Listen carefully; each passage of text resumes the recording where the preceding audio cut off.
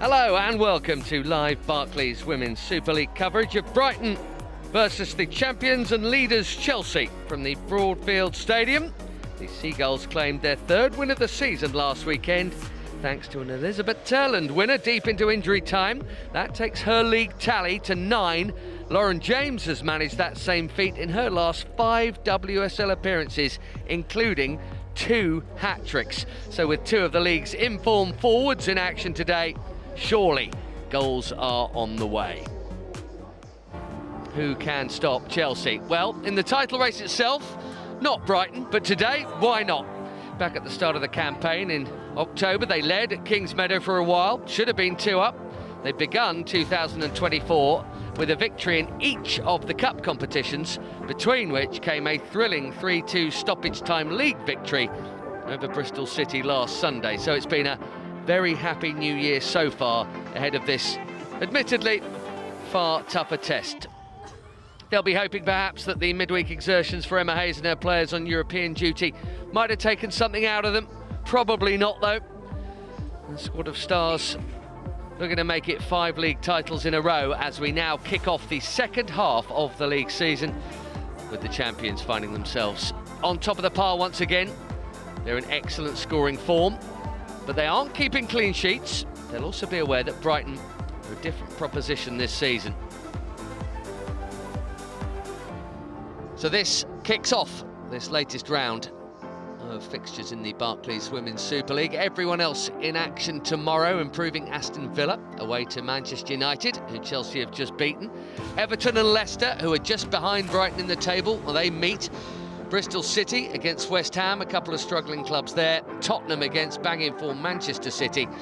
And Liverpool-Arsenal, which you will recall was the reverse fixture on the opening day when Liverpool won in North London. This is what the table looks like right now. Manchester City and Arsenal both hoping for a bit of a favour, albeit an unlikely one from Brighton here. Chelsea 3 points clear, and we are at half-time. Brighton could jump up a place with victory. Chelsea, as you can see, for now, could see their lead increase to 6 points. Take a little look at a few of the individuals here. In goal for Brighton today, Sophie Bagley, who'd expect will probably be busy. She was, in October, an astonishing individual performance where she broke a WSL record for saves, in fact, against Chelsea. Some of them, not just routine ones either. A whole handful of incredible stops to keep Chelsea at bay before finally conceding late in that first half. At the sharp end, Brighton have Elizabeth Turland, the Norwegian, who in all competitions this season has scored 11 times. After only doing so 3 times last season, she is very much in form and keeping Paulina Bremer pushed out to the wide position. As for Chelsea, well, they have their own goal machine and she is back starting today. What strength in depth, eh? Lauren James into double figures already, making light of the fact that Sam Kerr is out for the season, perhaps. They have recruited in that regard. More on Myra Ramirez. Right now, this is she, the latest arrival. The British record fee could rise to being a world record fee, depending on add-ons. The Colombian has just joined from Levante, and she is straight onto the Blues bench, having only just arrived. Interesting to see what she brings to the party.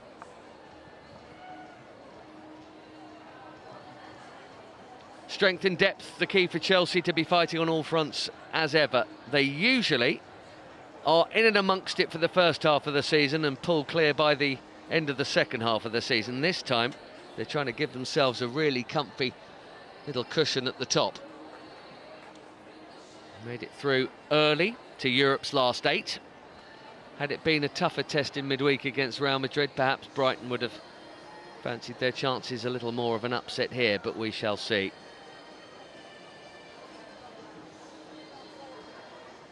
Theory at least, it's a head start chance for both.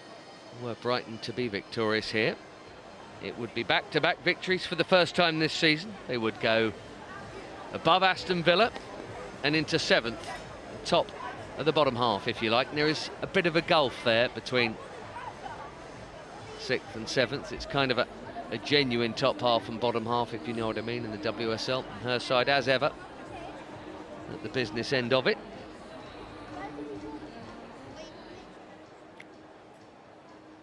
It's a chance for Emma Hayes and her players to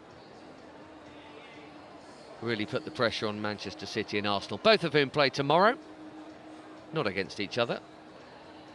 Not an easy game, certainly for Arsenal, going away to Liverpool.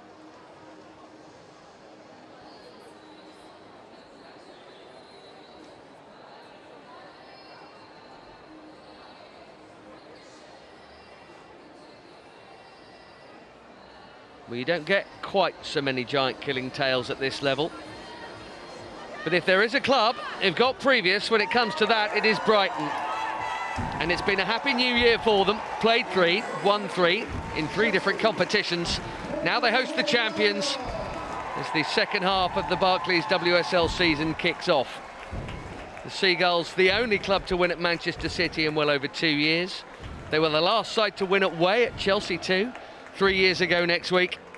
And when these two met at Kings Meadow in October, they gave us an absolute treat. Brighton led for a long time. A flurry of shots and saves and wonderful mayhem. It finished 4-2 to Chelsea. It could quite easily have been something silly like 10-5. Niamh Charles has the honour of wearing the Chelsea armband this evening as Emma Hayes continues to rotate her junior leaders, as she calls them, in the absence of Millie Bright.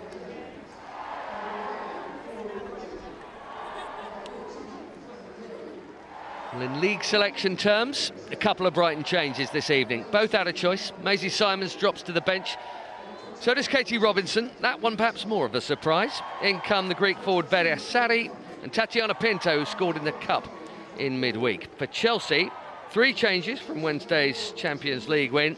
Out go Lawrence, Buchanan and Fischel.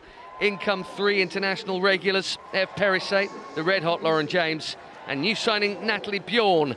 Her fellow new recruit Myra Ramirez, the British record signing, straight onto the Blues bench. No Sam Kerr, no problem apparently. Scary strength in depth for the champions.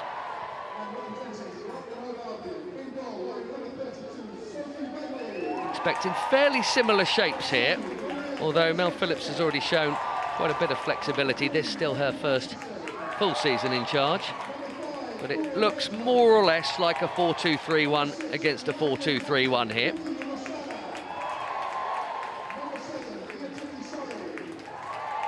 Chelsea in a deeper shade of blue. Apart from keeper Hannah Hampton, who is starting for the 3rd straight time, having only debuted just before Christmas. Impossible to say, really, whether you'd call her Chelsea's new first-choice goalkeeper. Emma Hayes says every bit of selection is just for the day. There is Maria Torres-Dottir, who herself was a champion with Emma Hayes and Chelsea not all that long ago.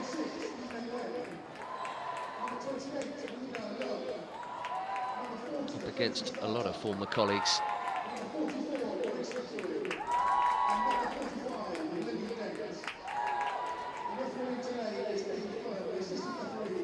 They came out on the front foot at Kings Meadow.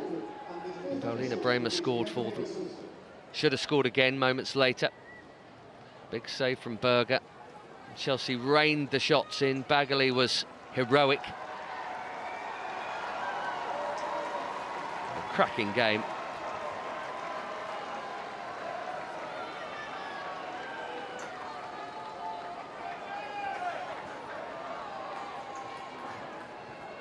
Plenty of Swedish internationals on the field. Chelsea have a new one, Natalie Bjorn, and a more frequent one in Johanna Rytting-Kanerud.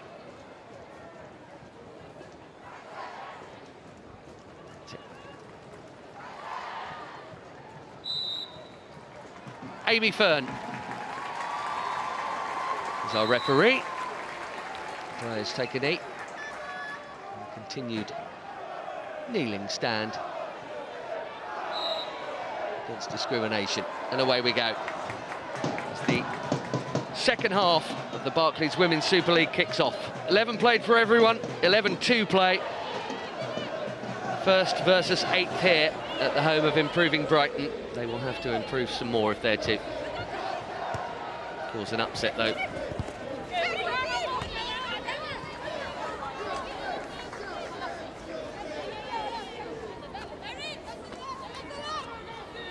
And McCulberg, another one of many Swedes on show here. Their sharpshooter at the moment is this one, the Norwegian Elisabeth Terland, going for goal straight away. And again, it's a front foot start from Brighton. That looked awkward. Just for a moment, Alina Bremer looked like she was concerned she'd twisted her knee. It did look that way, didn't it? That's really jarring, right there. Goodness me.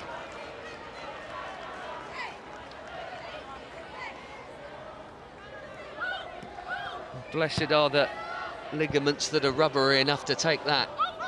That is a horrible, jarring landing, which seems okay, Bremer. Involved again there as Kullberg comes forward. Chelsea normally do this to everyone they play. It's a good start from Brighton.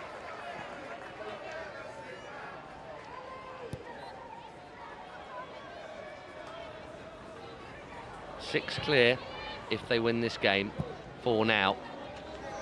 And they do normally start sharply, as I mentioned. In fact, Arsenal are the only club above these two, in fact, 4 early goals classifying as the first 15 minutes of games. They've scored 7 in that period of the Gunners. They're doing it early and very late this season. Chelsea 6, Brighton 4.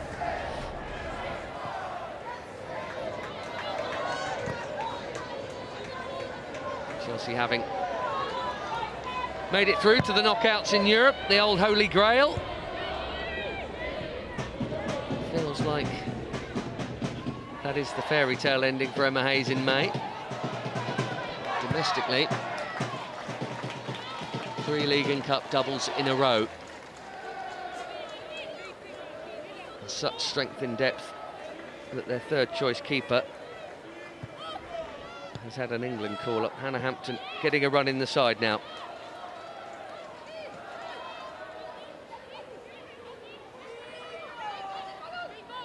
Bristol City, Manchester United, and today, plus a European debut at Stamford Bridge against Real Madrid. That was out of play.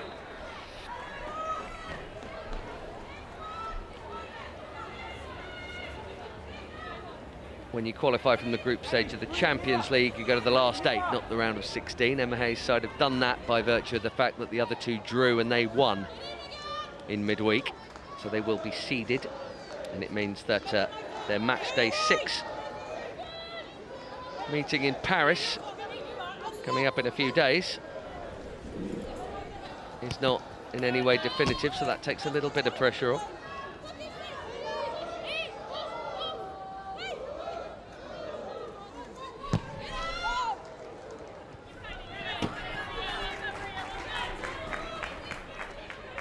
Eve Perisset here, arrived last season as she hoped, the new regular right back.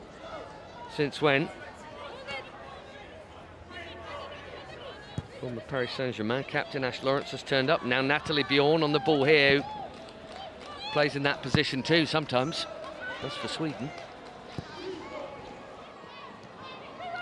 It is crazy strength in depth. It's even more than 2 players for every position in some positions for Chelsea. Here's Melanie Leupolz, who wasn't getting a look in at all, but suddenly she started 4 in a row in central midfield. The ball forward here for Frank Kirby. Bagley is out quickly and gets there first.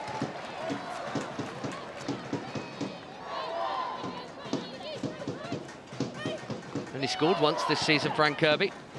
Timed her run brilliantly then. So did Bagley, in fairness.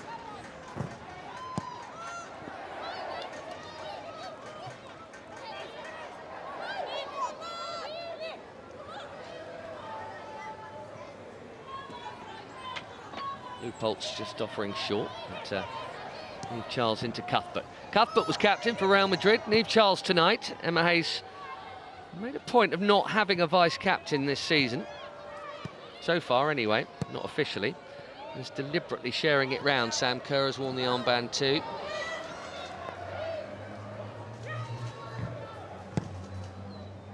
Good news for whoever the successor is, you feel. Here's Cuthbert. Perisset. Canarud in front of her in her usual right wing position. Straight back from Lauren James. Pattinson aware of the danger.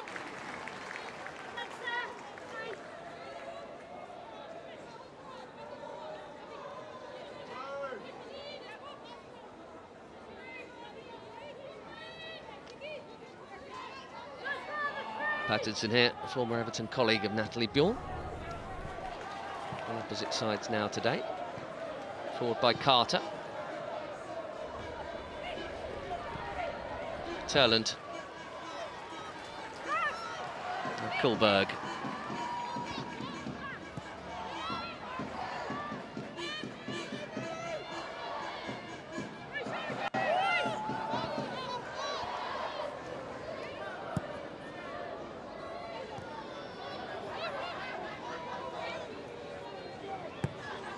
Opener against Manchester United in the 2-2. Elizabeth Turland scored the 95th minute winner against Bristol City the other day. A couple to get the draw with Leicester. Ziggiotti sliding in. Good challenge from her.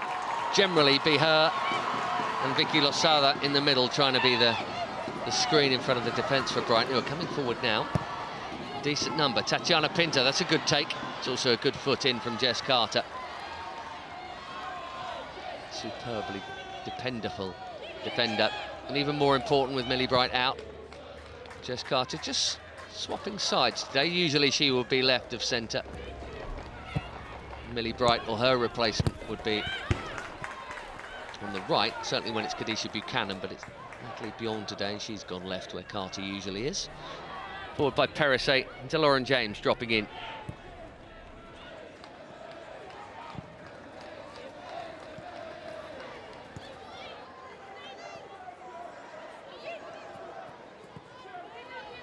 Curiously, almost all of Lauren James' 10 goals this season have come in the handful of games they played at Stamford Bridge.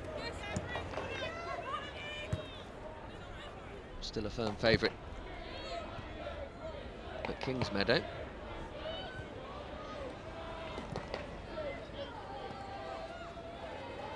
And there's a slip from Bjorn. Just recovered in time. And here is James.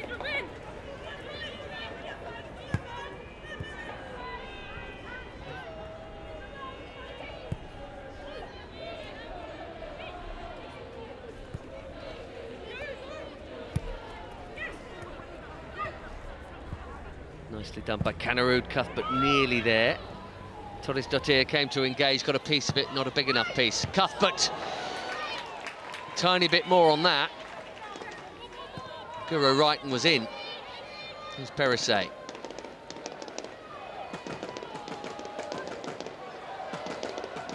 Bjorn. So nearly threading it through for Canarud. Pinto. Can Brighton get out? Yes, they can. Here goes Sarri. Hope for the home fans as Sarri, a neat little manoeuvre to get away from Bjorn, buy herself a bit of room. Pattinson up with her. Chelsea now getting back in shape as Pattinson puts a good ball in there. All about the second ball, and it's Melanie Leupolz who's won it.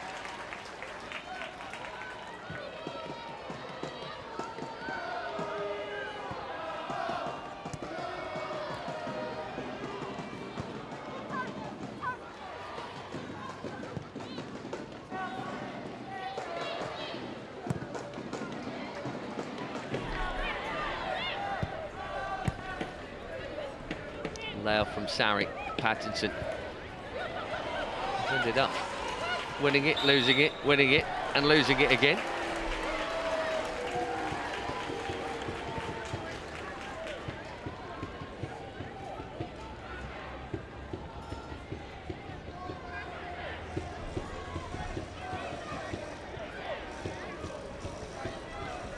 It's an interesting twist on rotation that Emma Hayes quite often goes for.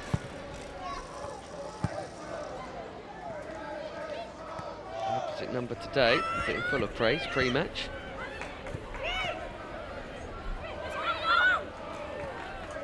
"18 league games in charge of Brighton and won 5 of them. That is far better than the chaos, frankly, that preceded her.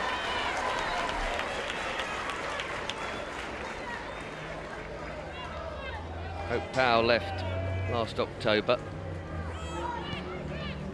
Last October, if you see what I mean, after a hammering by Tottenham. Jens Scheuer took over, had 6 games in charge, didn't win one in the league, and left. Amy Merrick stepped up, and then, well, Phillips, who had been in London with the Lionesses, and not that long gone to Angel City, back in the States, come straight back to England again to take charge.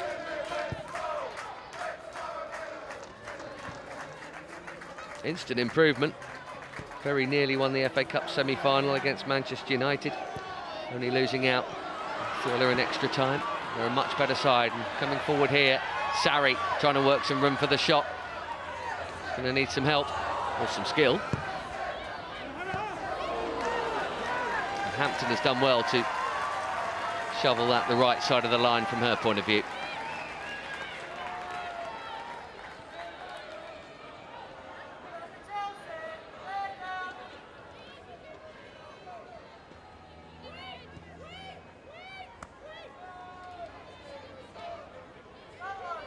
Rather than just rotating lots of players, Emma Hayes tends to actually give them bursts of starts.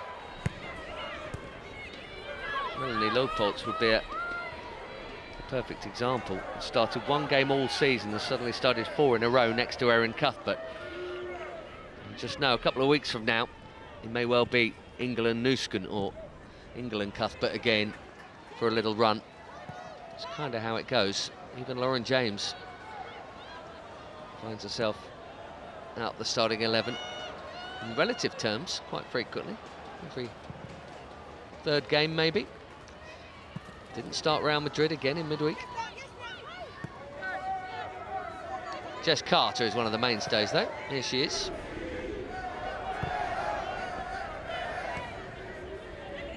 Pretty quiet for the keepers so far.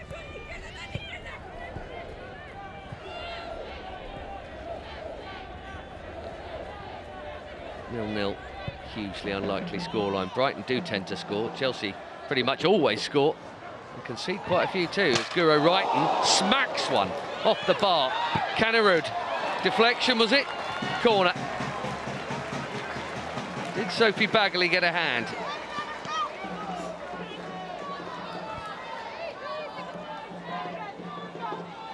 Jess Carter hits those passes really well. Look at this from Reiten. Not sure if there was a Sophie Bagley finger on that or not. It's a heck of a hit.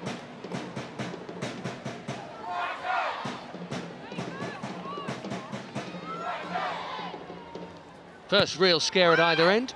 In comes the corner. Back to Reiten with her wrong foot. It's a good cross though. Hung up there towards Niamh Charles. And anywhere will do for Tatiana Pinto as Brighton try and get out.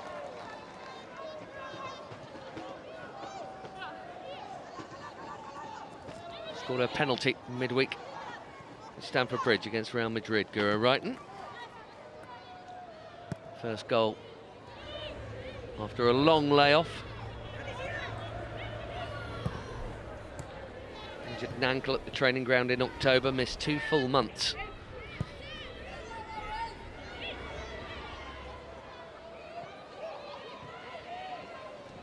Turned as a substitute in the one glaring nightmare result of this season for Chelsea, the record-breakingly heavy defeat at Arsenal.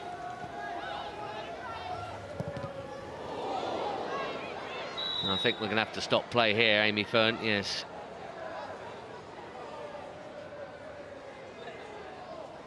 Paulina Bremer, who landed awkwardly on her knee earlier, has just had the ball hammered at her from close range. Thankfully, she's sitting up straight away. That was hard.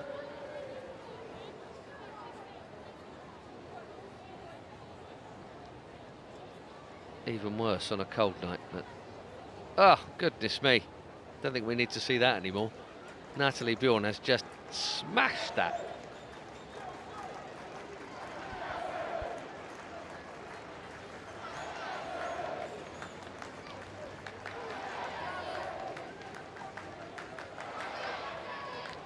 Bramer came with a big reputation. She has only actually scored one WSL goal. Great experience it was against Chelsea. This is the Brighton effort.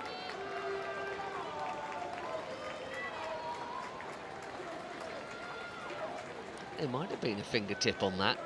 A faint one, but a crucial one. Her only other league goal, I mentioned she scored from the spot in Europe in midweek. That was right at the start of the season before she got injured. It was a big one. In the 6th minute of stoppage time at Manchester City, when Chelsea were in danger of losing, and losing to 9 players, as Man City were by the end of that game. Bouncing ball here for Carter. Awkward, but dealt with, as it usually is.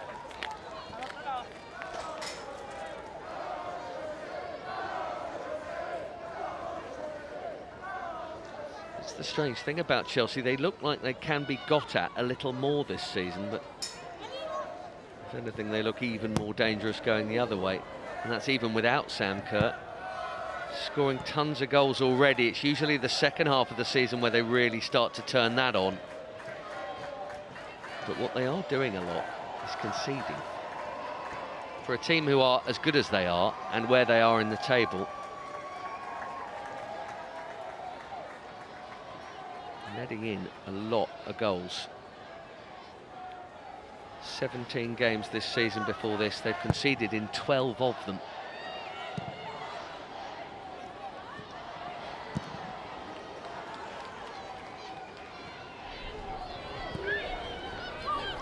Turland will hope that continues. He's already Brighton's leading scorer in a WSL season ever, with 9, and we're only halfway. No one's managed that tally before. To give you a clue, last term Dan Carter was top with 5, and that's for the whole campaign. Skura Brighton just runs out of room.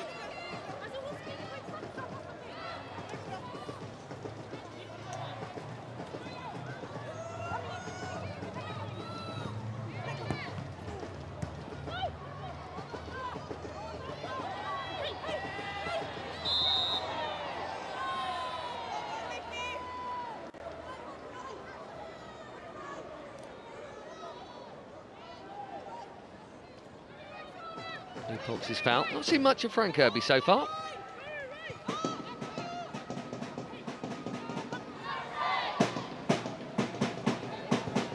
Still Chelsea's all-time top scorer. And you would think will remain that way for a fair bit longer now that Sam Kerr is so sadly stricken with a long-term injury. Kerr was catching her in a hurry, knocking on the door for 30 in all competitions 3 years running.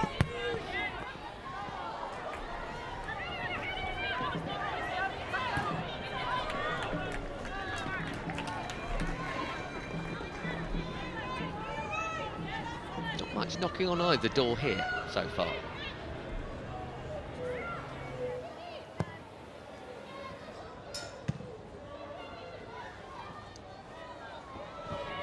Carter into James. Sigiotti did well. Generally does do that job well.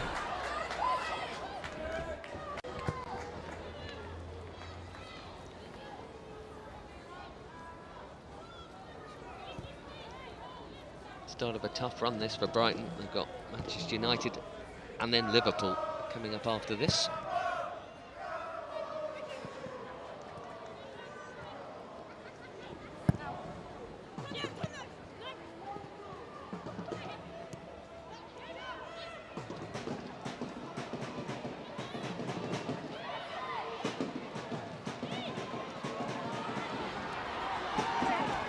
Turland was the intended target. Sarri got her pass wrong. Chelsea will want to counter. Now we'll see the strength of James against the strength of Torres Dottir. The former has won the day for now. Kirby is in the middle. James has bought herself some room. There's the familiar step over. Good block from Torres Dottir. Well, it's a shot on target. It's a softie. Maybe a sight setter for Lauren James. Her 10 goals this season have all come in this league.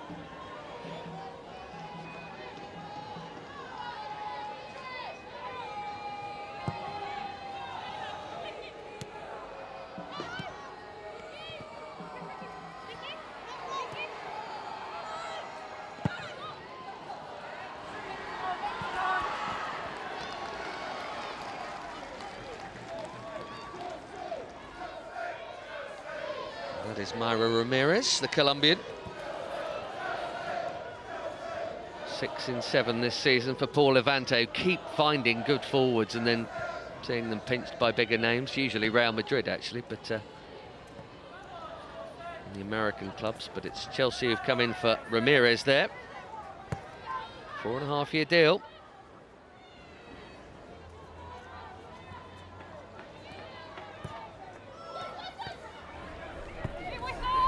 You will have seen her in action in the World Cup. But dangerous.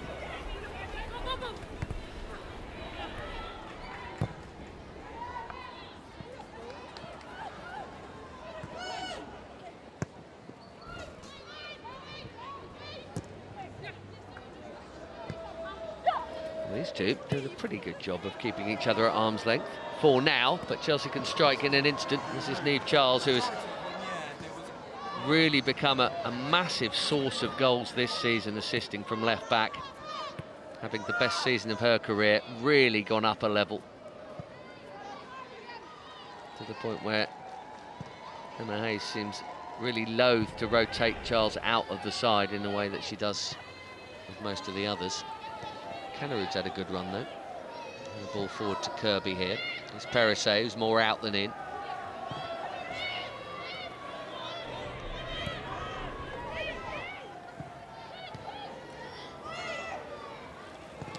Leupolz.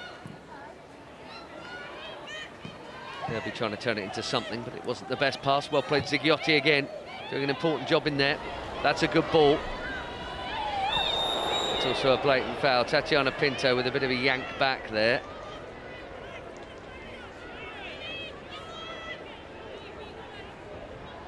Maybe. Tiny bit fortunate to get away with it.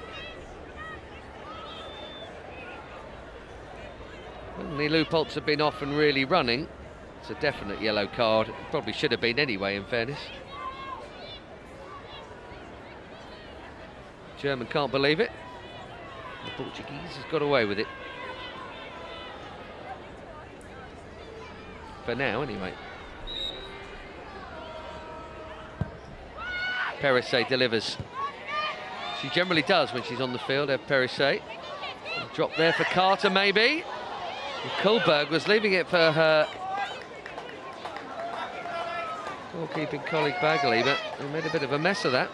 And the attentions of Jess Carter. Enough to cause the problem. A little bit of panic. So Chelsea have a corner.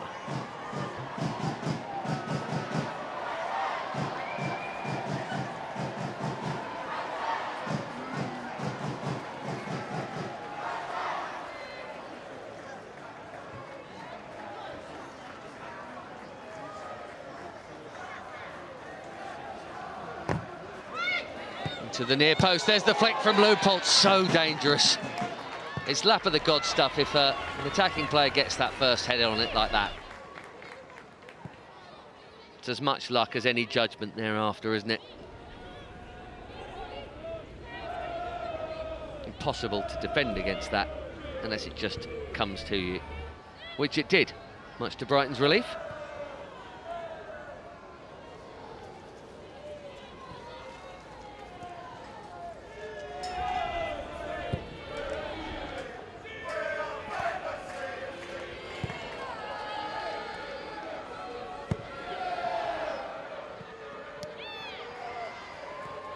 Kullberg quickly engaging again. They're fit, this Brighton side. They're sharp to the loose balls all the time. It's why Chelsea aren't getting as much joy as they normally would. They don't just mean goals. I mean, even the threat of goals, it would normally in 25 minutes of play against a team this could be more evident.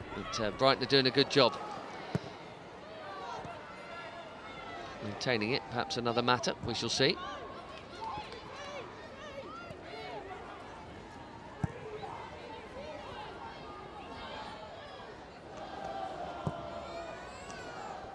The long ball is a very good ball, and Bergsvan has to get back here to track Kirby. Seems like she timed her run well.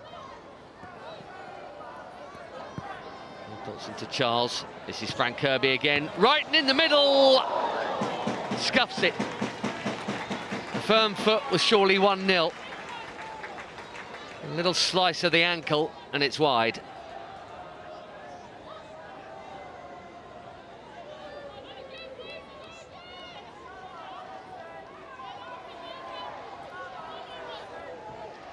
excellent from Kirby. Maybe if the shot had been on target, Maria Torres-Dottir would have got the block in anyway, but we'll never know now. Close.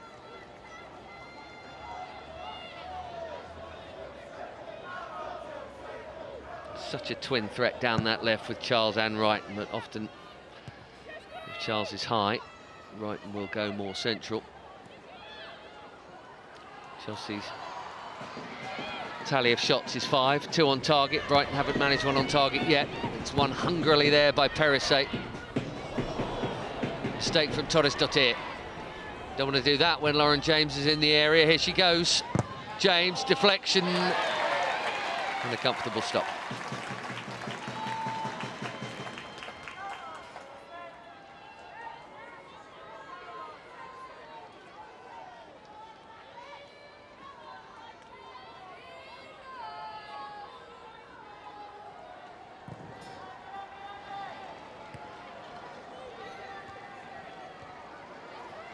Tatiana Pinto.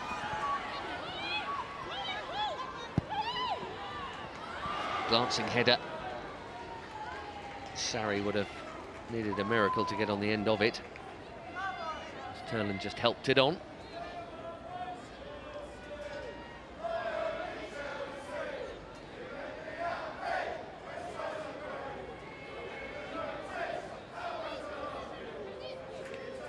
Only Bunny short, more goals than Turland and James.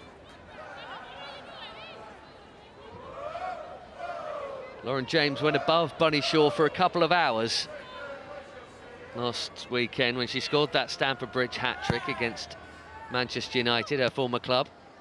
And Bunny Shaw came out and scored a hat-trick herself to go back in front of her. City's thumping win over Liverpool. Meanwhile, Frank Kirby had to turn back, surrounded by the blue and white stripes. Niamh Charles into Kirby again, brilliantly done. Charles cross in towards Lauren James, good header from Torres-Dottir, and out it goes again.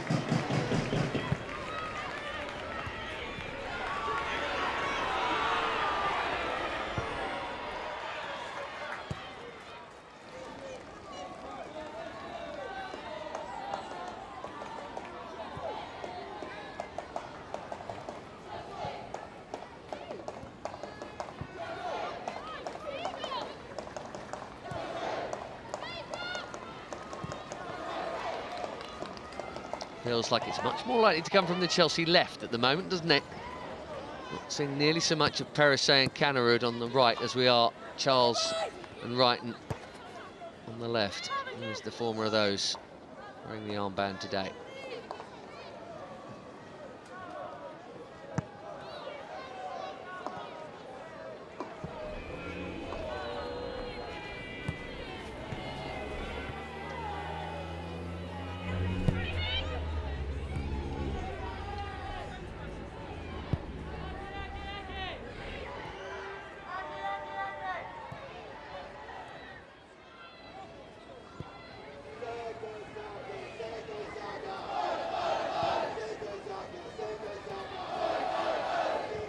Had a good enough squad to start the season, Chelsea. And with the injury to really Brighton, Emma Hayes saying she just still doesn't know, really won't come back till it's right. Natalie Bjorn has come in there. Sam Kerr's ACL to go with Kat Macario's ACL. Hasn't even debuted yet. Superstar forward, Jordan Ramirez. Sarri goes for something highly ambitious. Doesn't score many, the Greek international, but some of you may have seen, when they do come, A, they're spectacular, and B, they tend to be in big shocks. She got a very famous one for Birmingham, who'd got 1 point all season long, and they beat Arsenal a couple of years ago. Essentially why Chelsea won the league was that Birmingham win, inspired by her. And then last year as well, semi-final of the FA Cup against Manchester United, smashed one in past Mary Earps.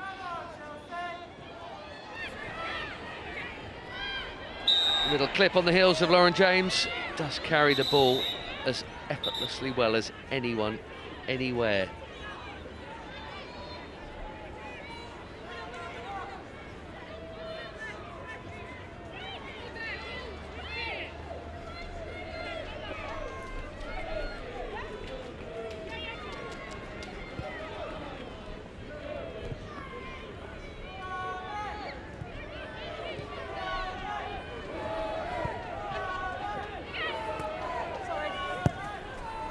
Perisset. Not seen the pace of Canarud get going at all yet. Lauren James now, the right side of Pattinson, from her point of view anyway. Really dangerous ball, shooting chance, excellent block. And a hurried hack to anywhere from Vicky Losada.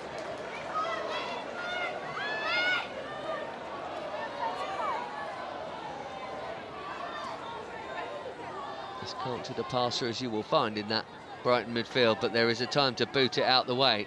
This was that time. Brighton skipper has made and won more tackles in this league than any other player. Huge experience. Brighton's corner is a good one. Bjorn back to Guro Wrighton, who goes deep this time, hanging it up there. Charles with the final touch.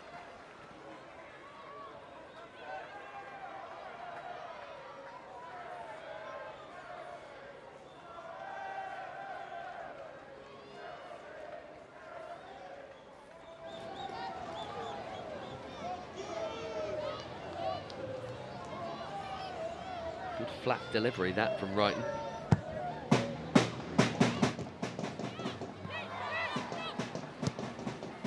It might have come off the top of Raymer's head, but anyway, not given. Nothing like the first half at Kingsmeadow for Sophie Bagley in the October sunshine.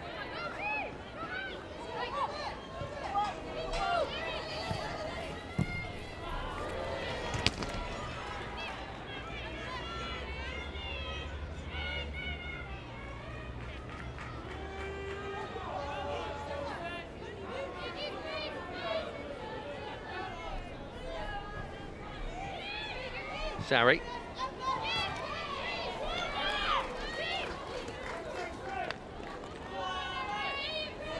Meandered along to 33 minutes. Not often that Chelsea are kept out for that long. Unlike that Kingsmeadow match, it doesn't feel like it's coming. It most certainly did there. Zighiotti hit the crossbar in that game. Patterson wanting a corner and not getting it.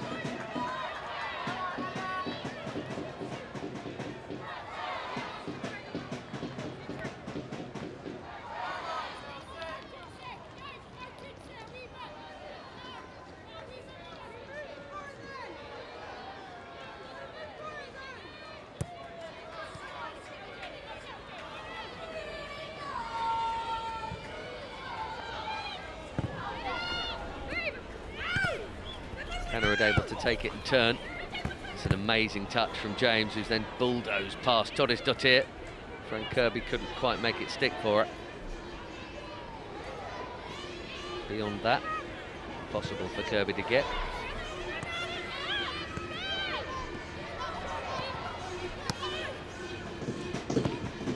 Bramer, overhit.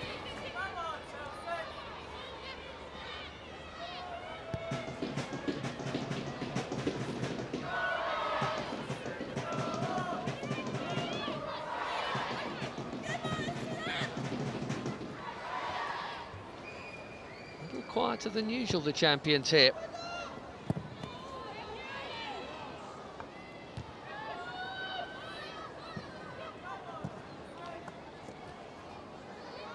Kirby and James out there. Kerr injured, obviously. They've just signed Myra Ramirez. They signed Mia Fischel in the summer, who's had a bit of game time. There's also Aggie Beaver-Jones that Emma Hayes has on her bench. She scored 6 times this season already as well.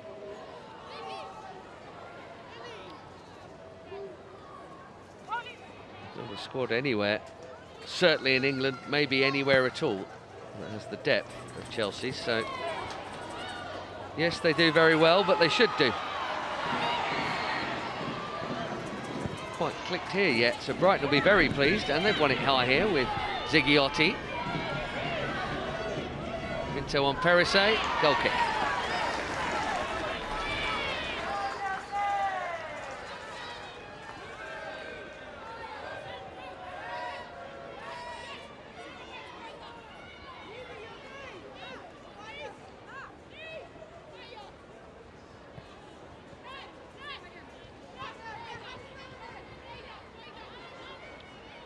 Parsons watching on. Used to be in charge of the Dutch international side.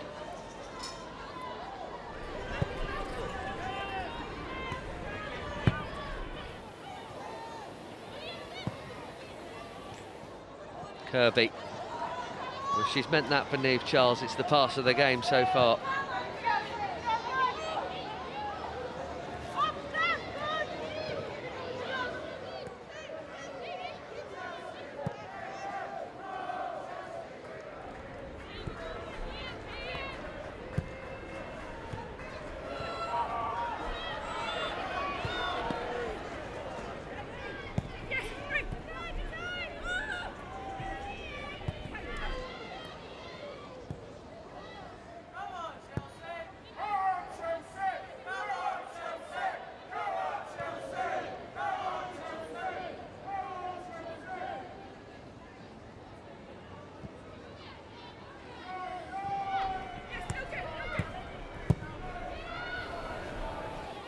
James. Just her and Torres-Dottir, which may well encourage her to take her on, which she has. She did very well there, Maria Torres-Dottir, because Lauren James can get away from most.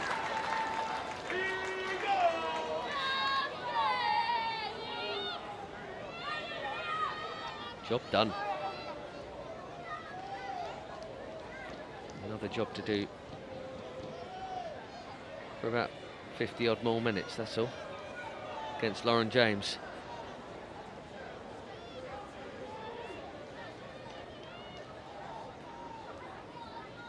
Has to flick James on the way through. Looked like it probably ought to have been a corner, but anyway, out from Bagley. Cuthbert.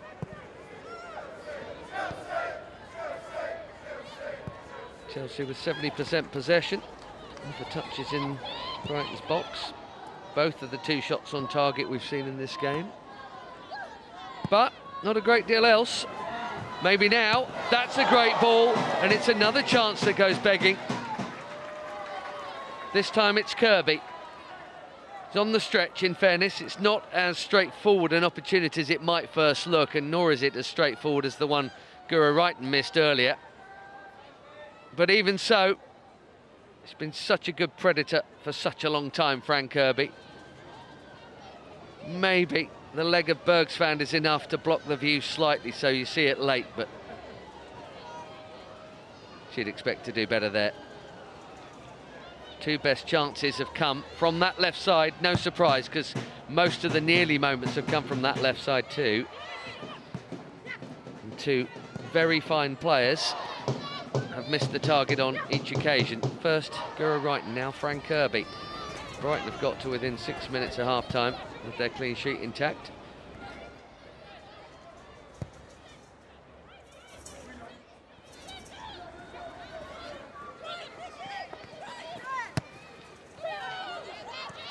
They have not kept a league clean sheet this season, Brighton. They conceded 63 goals last season, which was the most in the whole division. It was 6 more than the next worst, if you see what I mean, which was Reading, who went down, of course. So.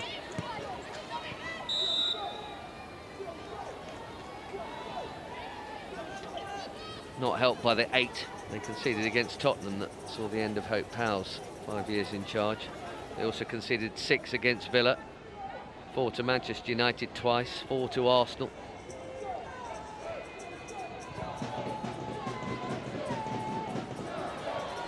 Definitely better in terms of the volume of goals, but not any better in terms of the volume of clean sheets under Mel Phillips.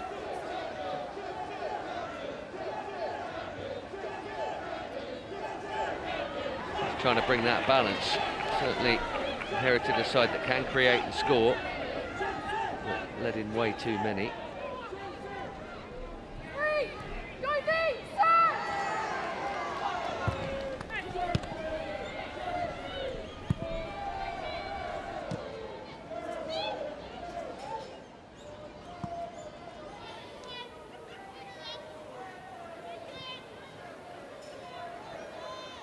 Canarud.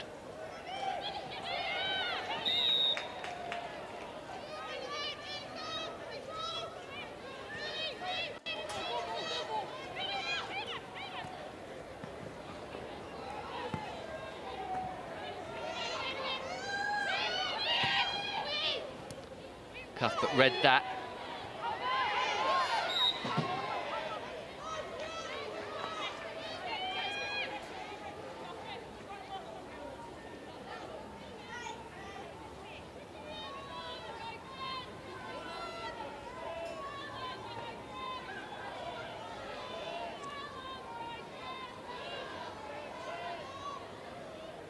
I think she'd be pleased enough with the limiting of Chelsea's attacks, but wanting a little more of her own side in that regard, and such is the balance, right?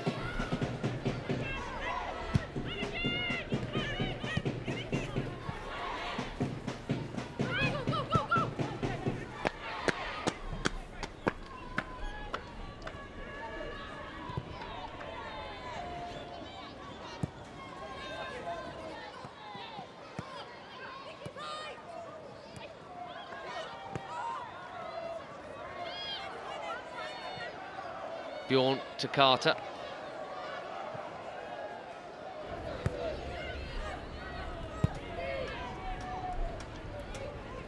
Feel like it needs an injection of something from Chelsea. It shouldn't need to from the bench, but the bench does have quality. Maybe again down the left here. If it's going to come, surely it's going to come from this side. Lauren James wanted one little dribble too many there. Brighton fans enjoyed that.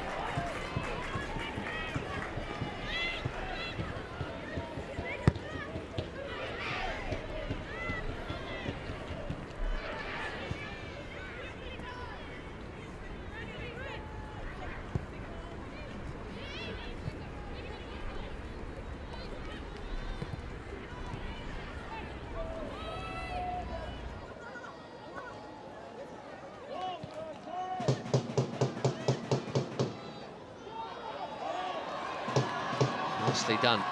Turland has runners to her left, Patterson and Sarri.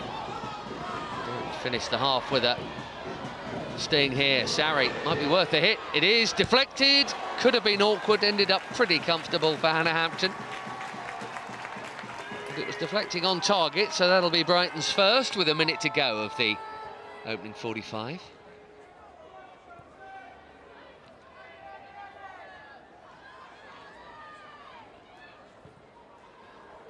Might have been going towards that other corner. Who knows? Kirby rolls to find space.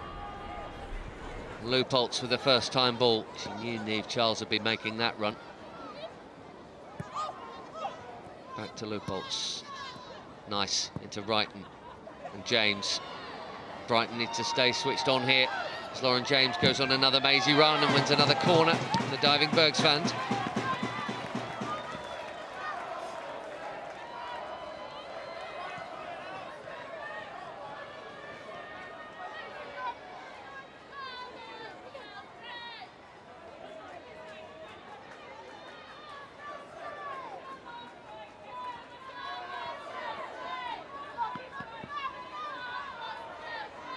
Chelsea's fourth of the game as we hit stoppage time.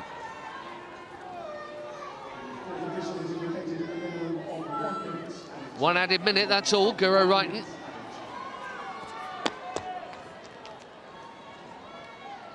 Aiming for quality on this delivery.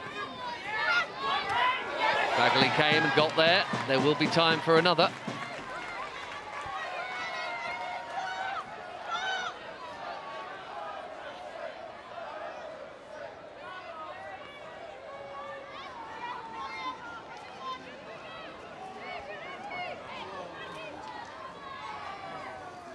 Well watched in the crowd. There's a bit of Torresdottir's head involved there too.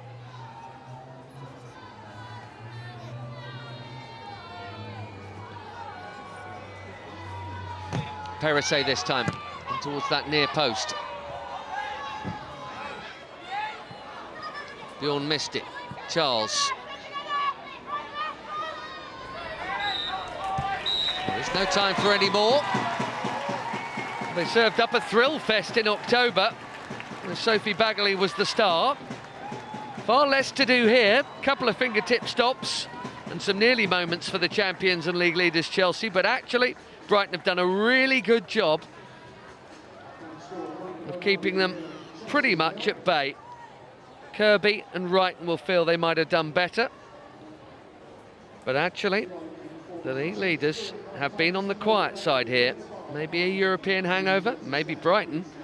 They're just defending really well. They haven't threatened too much themselves, the hosts, but they'll be more than pleased enough with the half-time scoreline, which is Brighton 0, Chelsea 0.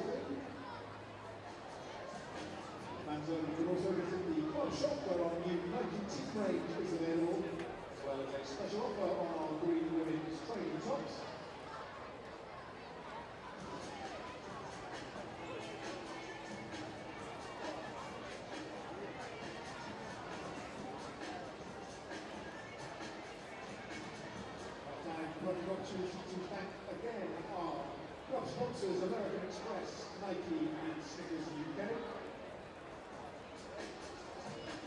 Our host Town Football Club as well as the Sussex County FA for their ongoing support.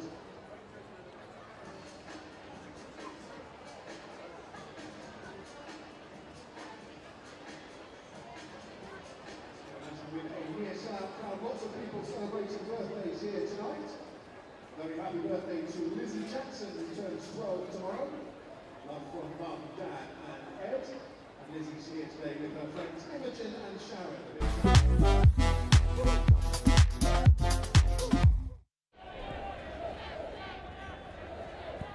Chelsea coming into this game looking to open up a 6-point advantage at the top of the Barclays Women's Super League. This would have been a stunning opening goal for them. Guro Wright smacking one off the crossbar, and Johanna Ritten-Kanerud to the side net with the follow-up. Even after several views, it's still hard to know if Sophie Bagley did get a tiny touch on it. I think she probably did.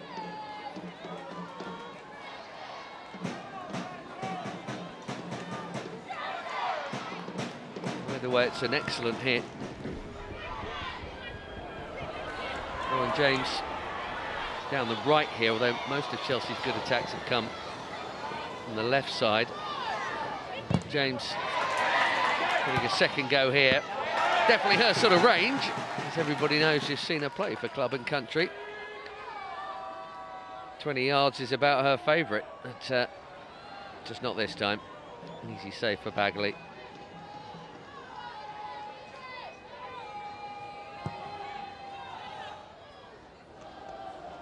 Great, and a typical great long ball from Jess Carter here. Teed up Chelsea's next chance. With Leupolz into Charles. What a lovely move it was. Fran Kirby picking out Guro Wright, and if she'd picked out the bottom corner, it would have been a super opening goal. Her second nearly moment of the half. Probably the best chance that Chelsea missed, really. Great move, though. It's the only time they've really looked at their flowing best, in truth. Brighton deserve a fair bit of credit for that.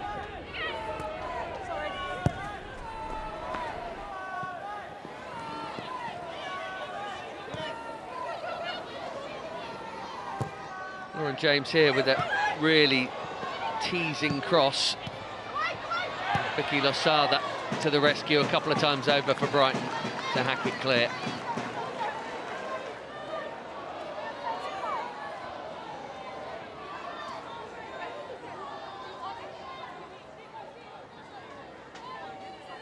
Just as Kirby was waiting, Fran Kirby had a chance not dissimilar actually to the Brighton miss from earlier. Came from the same place too.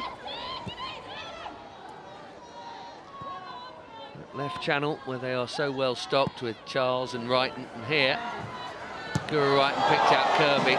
She is on the stretch. It's not quite as straightforward a chance as the one that Wright herself put off target earlier, but still a really good chance.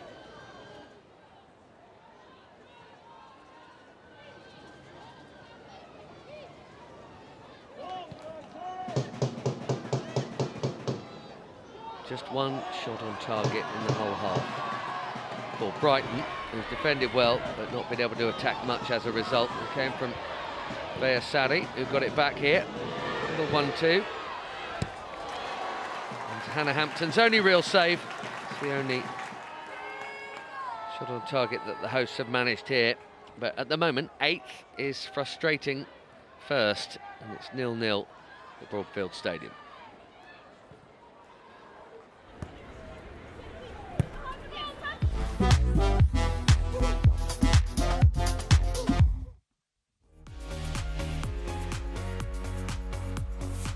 So just the one shot on target for Brighton from their 3 attempts. Chelsea 2 from 9, 71% possession, but I'm sure Mel Phillips would have known it was going to be like that and planned for it.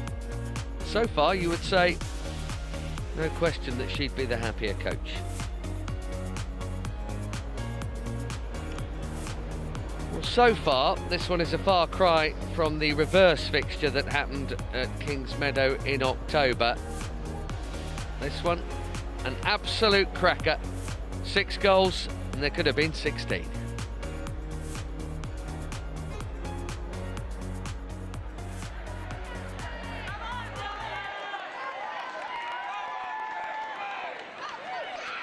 Wright's throw, the layoff was good.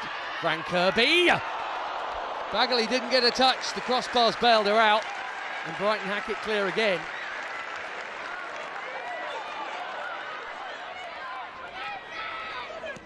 Looking counter this from the very new-look Brighton side. As Pinto gets it to Robinson. Bramer in the middle, 1-0 Brighton.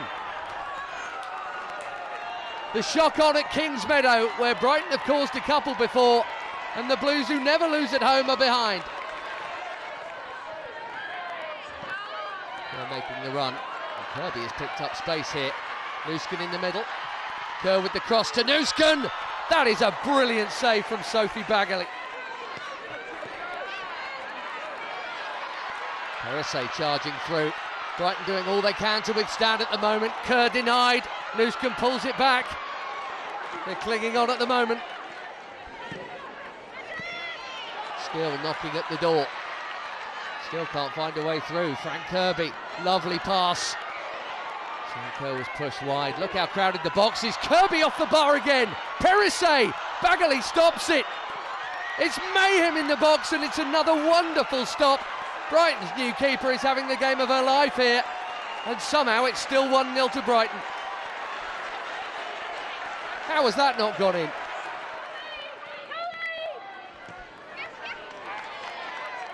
Nuskin, combative. Charles has had it pinched off. Robinson has found Bramer, who nearly made it too.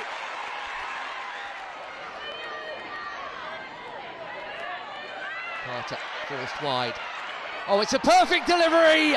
And at the 14th time of asking, in the 3rd minute of first half stoppage time, Chelsea do score. A first goal for the Blues for Sjoeke Nuskin. Finally. Fizzed in by Bright to Kirby. This is Canarud. What a cameo from her. What a goal this would be. Shame about the finish. Everything before it was superb. Unrelenting attacking from Chelsea here. This is Sam Kerr. Nuskin. 2-1. The new signing with goals either side of the half-time break. And the champions have turned it round. Unrelenting attacking.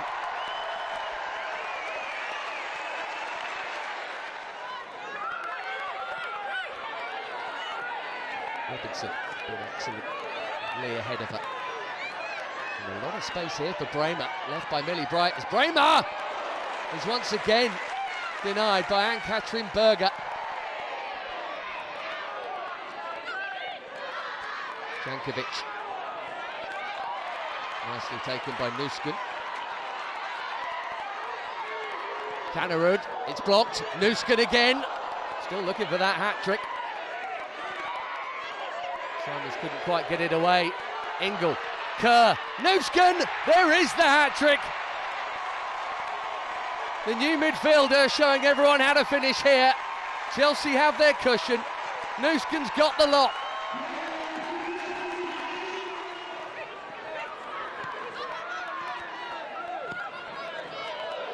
That from Vicky Losada. Chelsea are good enough without the help. Kerr and Canarud. That's an excellent stop. Fleming has somehow missed. Should have been 4-1. Torres Dottir against a former club has got in all sorts of bother. Nusken, and Aggie Beaver-Jones scores her first Chelsea goal, and it's 4-1. Torres Dottir got in a bit of a mess. Nusken was unselfish, and what a moment for Aggie Beaver-Jones.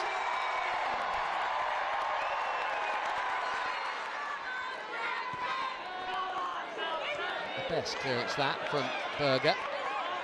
Haley, and Simons, and Turland, 4-2, and 4 in 4 for Elizabeth Turland. What a start to the season she's having.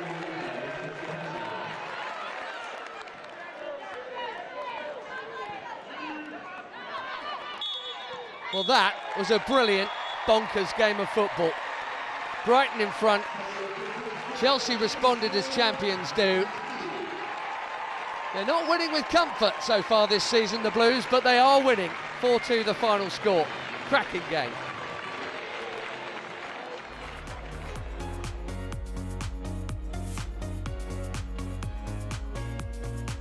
Well, a cracking game indeed. This one yet to get going just yet. It is the first in the Barclays Women's Super League programme for this weekend. Everyone having played 11 with 11 to play. Man U, Villa, Everton, Leicester, Bristol City against West Ham, Tottenham, Manchester City all tomorrow, and so too Liverpool versus Arsenal, arguably the game of the day on Sunday. Right now, with Brighton and Chelsea having a point, the Blues lead at the top of the table would be stretching to 4. That'd be good news for all of those pursuing. It wouldn't be enough to take Brighton above Aston Villa. Only if they win this would they be able to do that, and in so doing get to the top of the bottom half, which is realistically about the limit of their aims this term. So we've got 45 to play at the Broadfield Stadium, and as things stand, the league leading champions are being hugely frustrated. Brighton 0, Chelsea 0, the second half coming soon.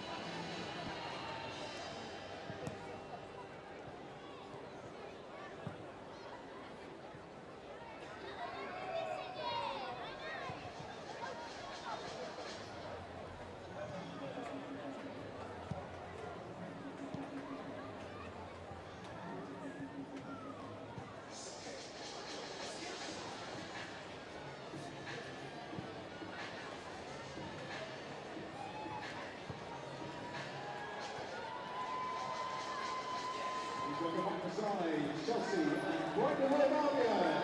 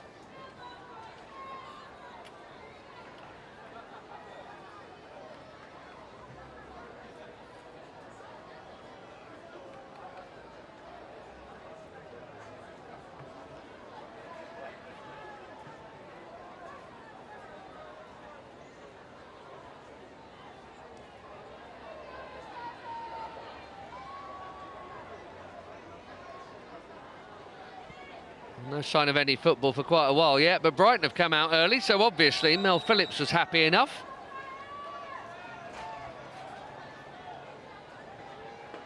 Chelsea having joined them, and Amy Fern too. No question who's going to be the happier with this scoreline.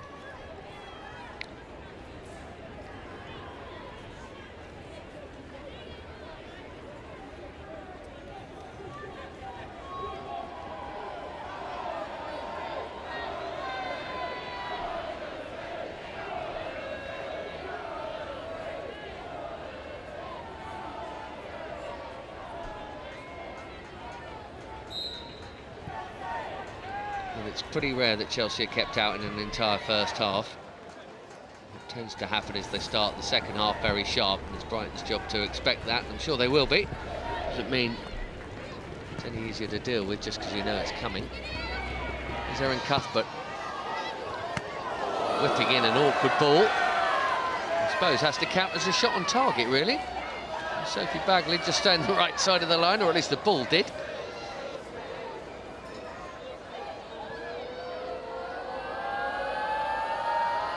Just.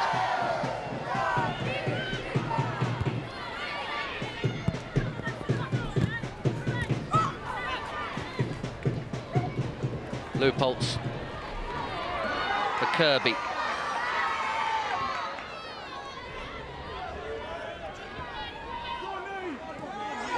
Here comes Niamh Charles. Awkward low ball. What a finish that is!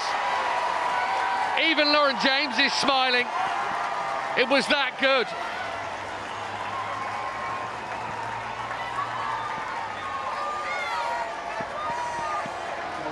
Brighton did so well to keep Chelsea largely at bay for that first half. You can't do anything about that, though.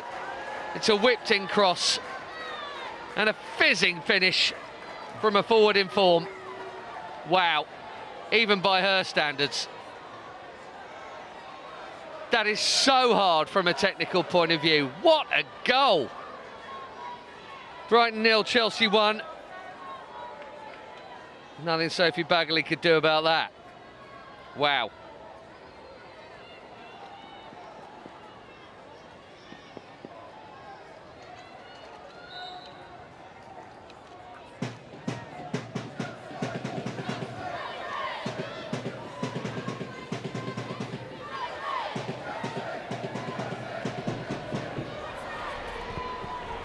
Eleven for the season.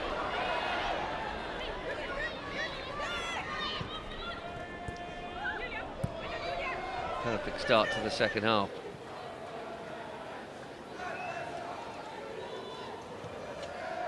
Brighton wouldn't have expected to keep Chelsea out.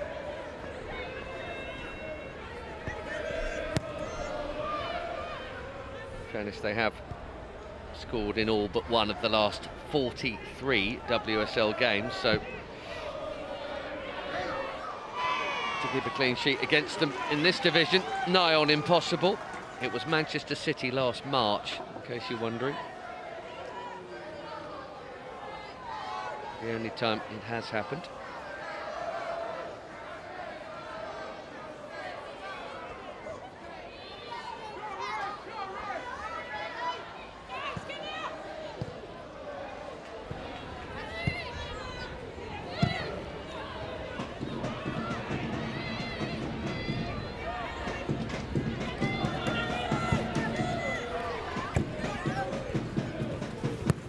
Kohlberg. Cut out again by Bergsvand. Losada. Nicely switched from the former Barcelona captain. Poppinson, who may have to try and think about getting forward a bit more in this second half. We didn't see Brighton's fullbacks do that much. Kohlberg a little from the right, but not Pattinson from the left. Certainly not yet. Ages to go. But at some point, they have to try and play a little high, you'd think, the starting position of the fullbacks.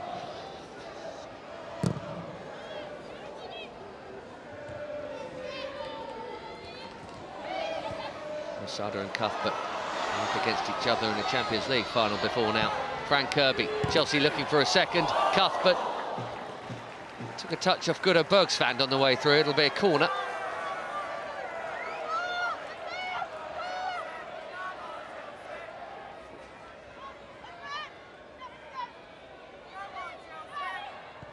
Sharp pass from Erin Cuthbert to start it.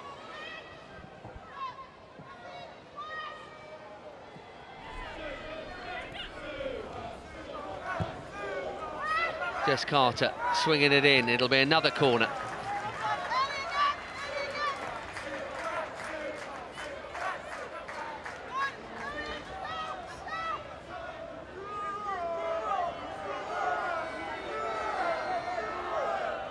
This is the Cuthbert effort. I want to know where it was going.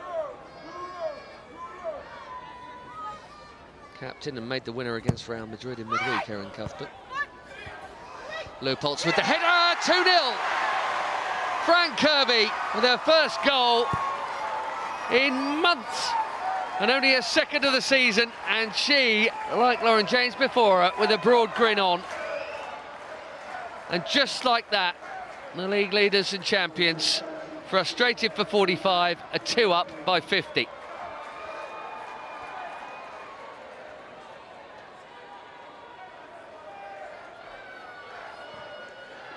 For Fran Kirby, 3 months without a goal is a long time. The wait is over.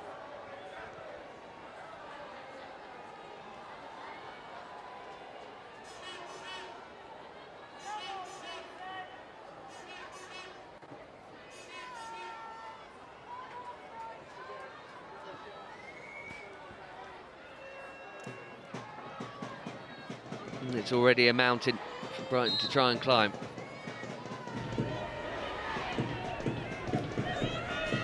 Been so well set in getting behind the ball and denying space and opportunities. They've now got to go for it. Here's Turland, who scored at Chelsea early in the season. She's in the middle. Brighton have 3 bodies in there now. Tatiana Pinto as well.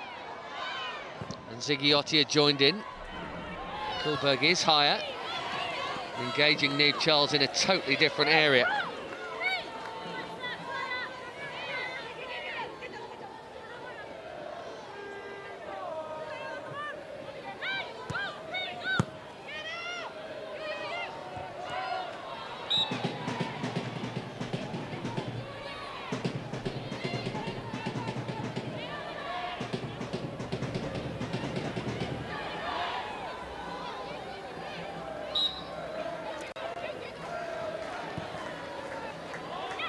Nice roll from Bramer.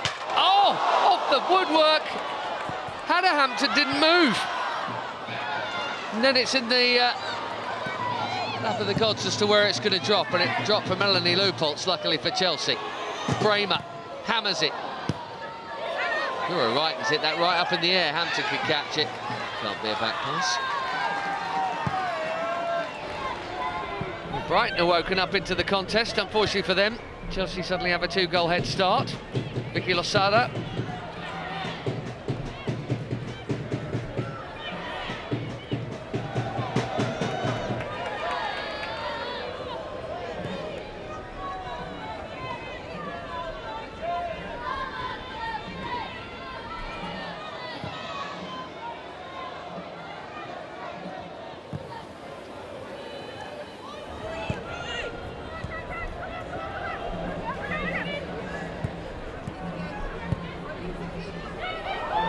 Back past that from Niamh Charles. Natalie Bjorn under pressure here from Turland.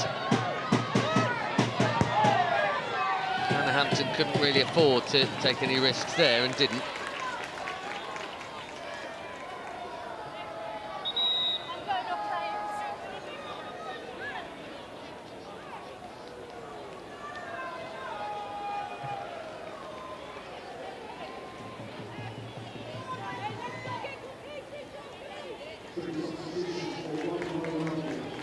This is the Bramer effort. Hannah Hampton looked like she was expecting that to go way wide. That is an out-and-out misjudgment. She might not have been able to get there anyway, but look at that reaction. Hang on a minute, it's back off my post. Paulina Bramer. The final action was that one off the frame of the goal. And Katie Robinson, who usually starts as well as Bramer, is coming on to replace her here. We're also going to see Gyun-Min Lee and Maisie Simons. Treble change, the hard-working Lee up top. So have a little look at the relationship between Lee and Turland now.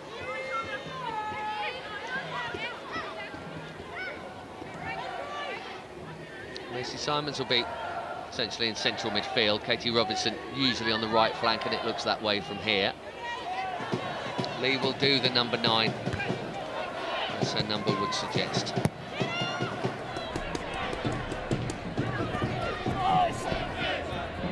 Well, as I said, 1-0 doesn't change it too much. Brighton can still play the same way. They definitely can't when they've got to score 2. So, let's see what they got here.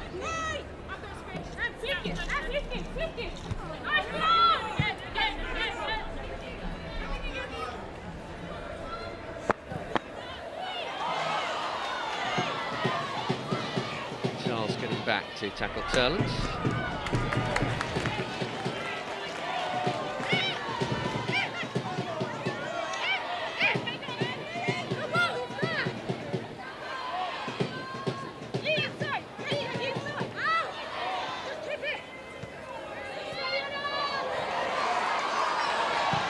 Here is Robinson. Bjorn.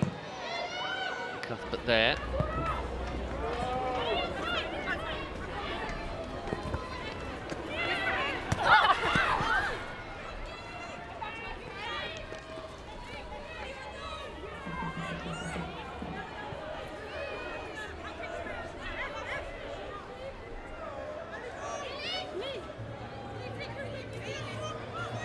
I'm sure publicly Emma Hayes will say I don't care who gets the goals, but when you have someone as prolific as Sam Kerr, she is done for the season. The fact that James has been stepping up in that manner will be so important to her, but the fact that Kirby's now done it too,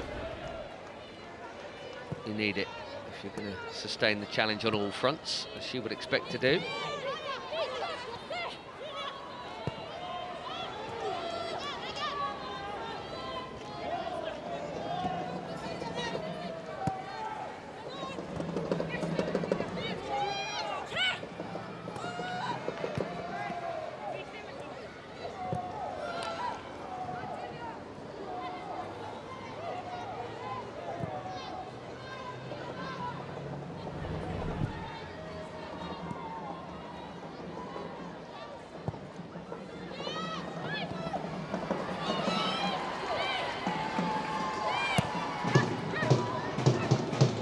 Good hold up from Pattinson.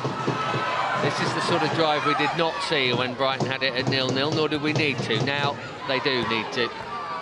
Pattinson and Sarri. Perisate with some genuine right-back duties to fulfil here. Canaroo tries to get rid, and it's Brighton's turn to try and keep some pressure going. Not quite.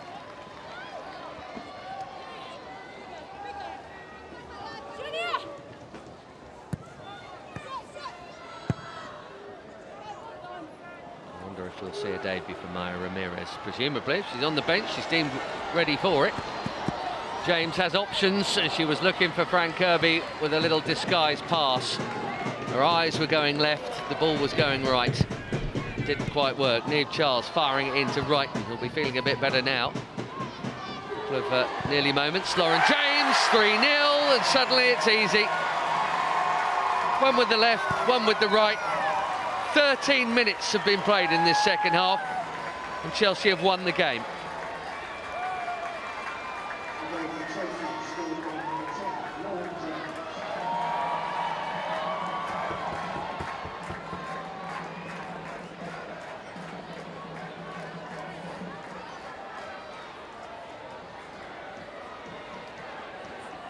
Bunny Shaw, Lauren James is after you. All square at the top of the charts now. In WSL terms, I think that's 12 each. Ball just dropped in the one place those Brighton defenders needed it not to. In the middle of the square that they had created after Pattinson's head. Lauren James, bang, 3-0.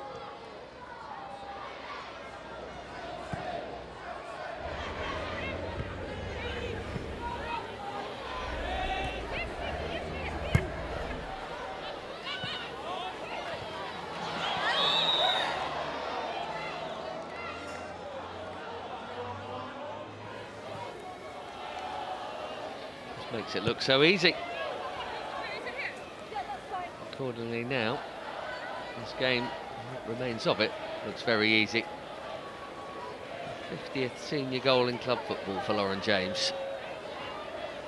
I think when she signed from Manchester United, couldn't get fit. She was fit, couldn't get in the side.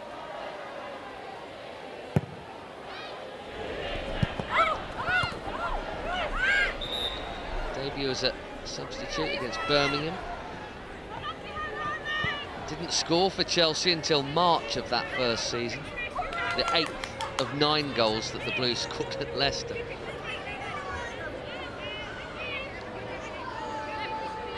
now, just 2 years later.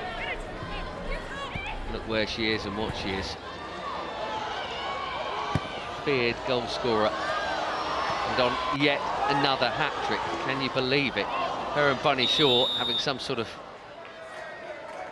unusual battle in that regard. Flag up here. Brighton must be a bit shell-shocked. Not just that they kept Chelsea out, they kept the chances to a minimum for all that time. Really 3 good sights of goal for Chelsea in that first half, which, for someone to limit them to that, is actually pretty good. Now Mel Phillips has got the arms folded, and Emma Hayes has got her thumbs up for the changes that are coming and a smile on her face.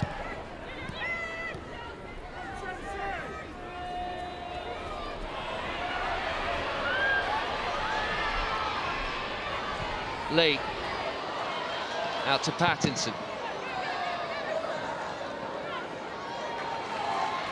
Chelsea scored 3 times in 4 straight matches till Real Madrid midweek, where they only scored twice. But it's just got so many ways to hurt you, and the chief way at the moment is Lauren James, but certainly not the only one.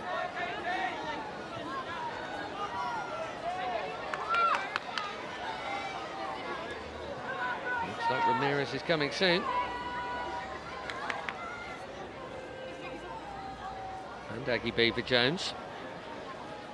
Translation required here as the corner comes in. It's a real waste. As Emma Hayes saying before the game that she and Hannah Hampton have been doing the translation in the couple of days that Ramirez has been with them, as they both speak Spanish. Ramirez being Colombian.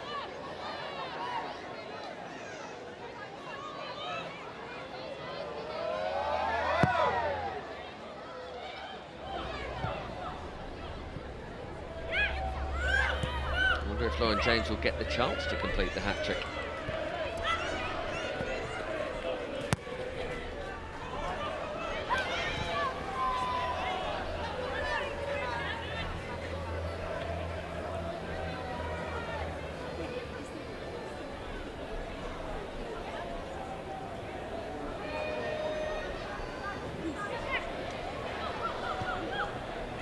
Cuthbert.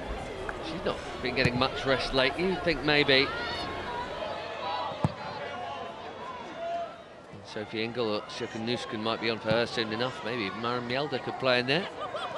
Certainly got the options. Cannerud, sprightly still. Lauren James.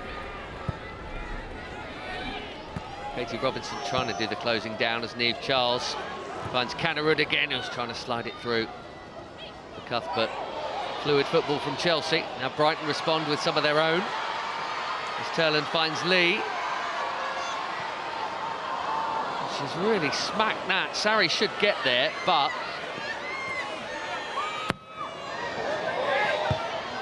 headed out by Bjorn.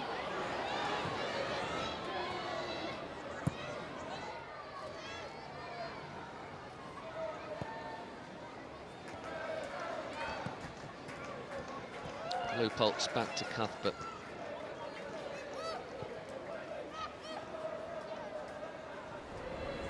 Chelsea off to Paris for midweek, as I mentioned. They got 3 home games after that. Everton in the league, Palace in the cup, and Man City in the league. Game that you would feel Manchester City can't lose. So they have to get some sort of result to keep things relatively tight up there. Should have beaten Chelsea. Game 2 of the season. You don't get many bites at doing that. Here's Cuthbert, no. Out the ground. New ball, please.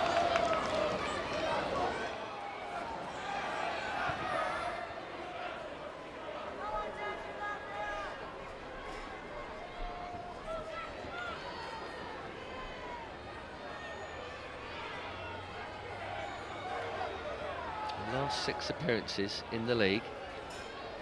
Lauren James, incredibly,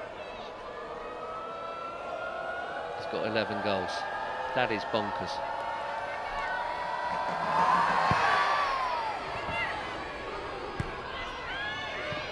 Didn't score at Arsenal. That's the one she didn't score in. Scored in all the other 5. Multiples in most.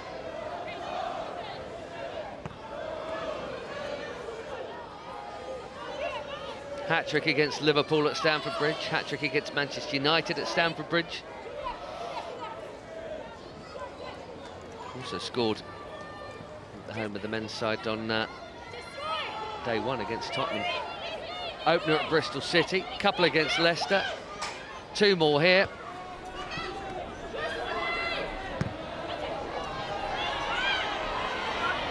And on the run again now.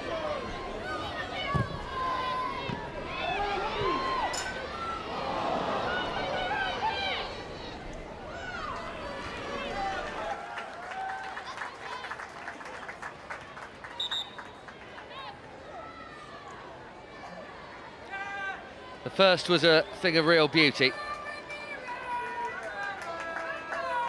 There's not going to be a hat-trick today. There's the second. 2 and out for Lauren James.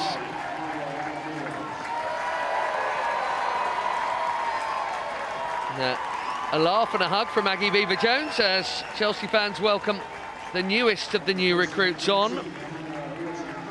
6 goals in 7 this season for Levante, following 14 goals last term. This is Myra Ramirez.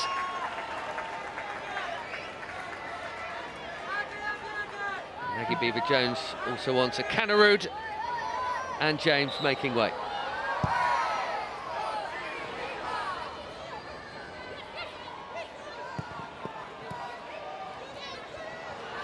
Lee, good turn. Foul, apparently.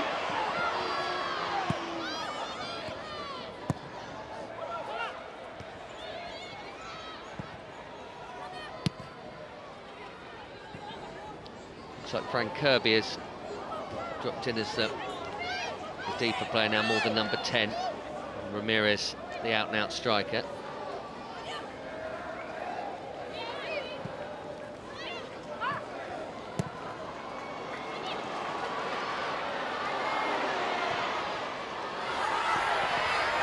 Brighton. Kirby.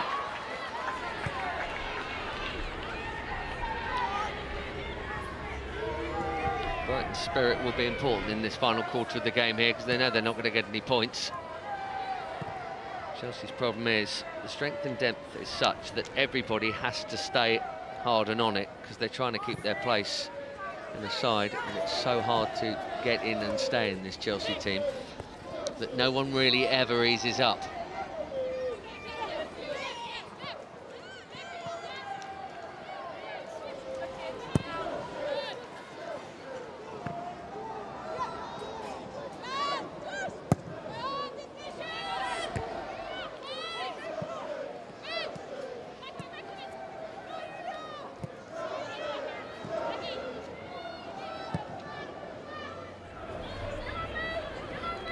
Bjorn.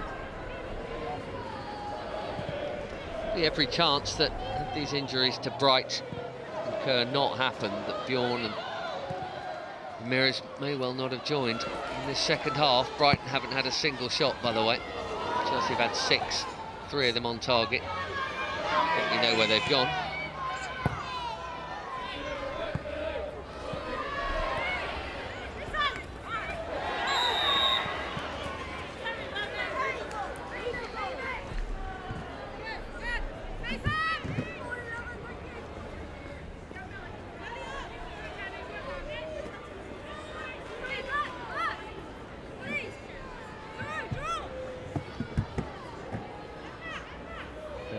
Chance for Turland so far.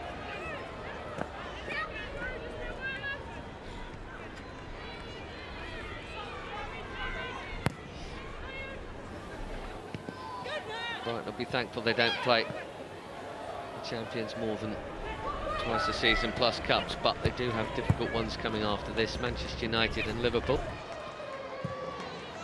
Hard, just not quite as hard as this. Now Beever-Jones. She could have taken that anywhere. Kullberg to Robinson. Hard-working right-sided player. The England squad. 4 now.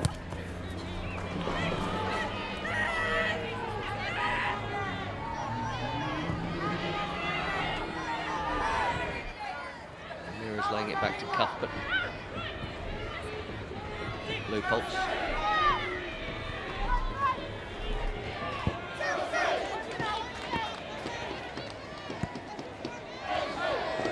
Perry saying to Beever-Jones.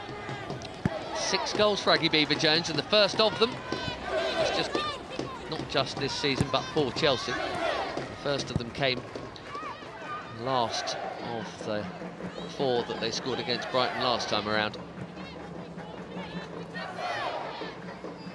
Had previously scored on loan for both Bristol City and Everton. Now Ramirez offside. Yeah.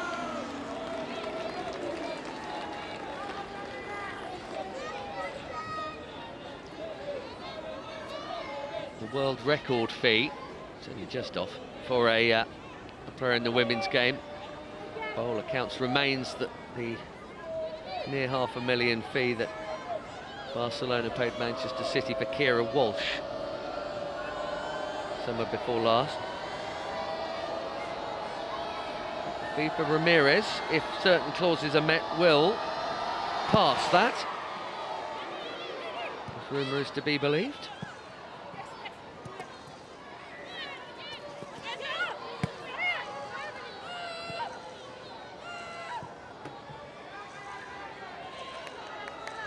Not sure what it says for Aggie Beever-Jones and Frank Kirby, apart from they'll have to keep working even harder to get into this side now.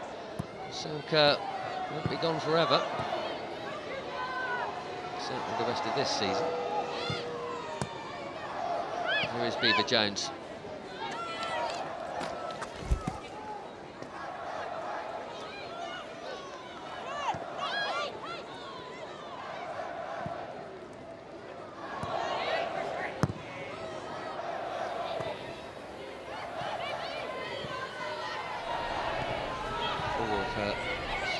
This season have come from the Chelsea bench, as you might expect. Lacey Simons here, and Lou Pulse has just comfortably watched that out. Kullberg getting forward for once.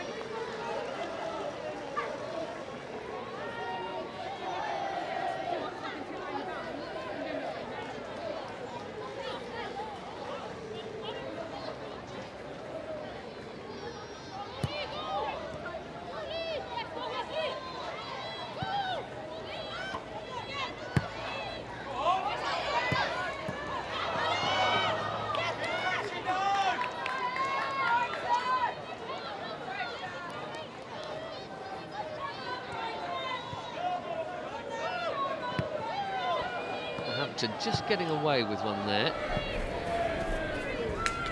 Playing out from the back.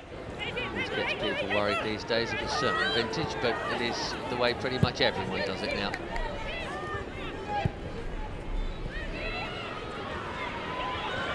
Nicely done. Zigiotti nearly ended up on the end of her own through ball in a funny sort of way.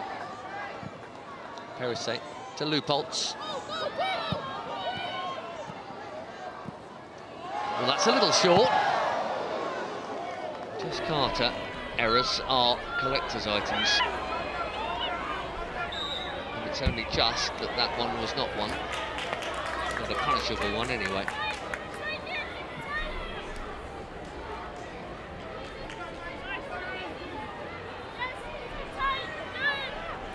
Hit the woodwork in the first half, Guro Wrighton, and put a really good chance wide of the mark. Super pleased that her teammates have done the job. She's just got in there with a great touch, right, and here she goes again. No, pass wrong. Meant for Kirby.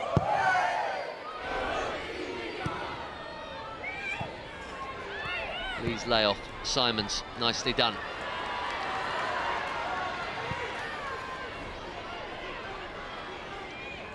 Pattinson making the underlapping run, and here she is, Poppy Pattinson.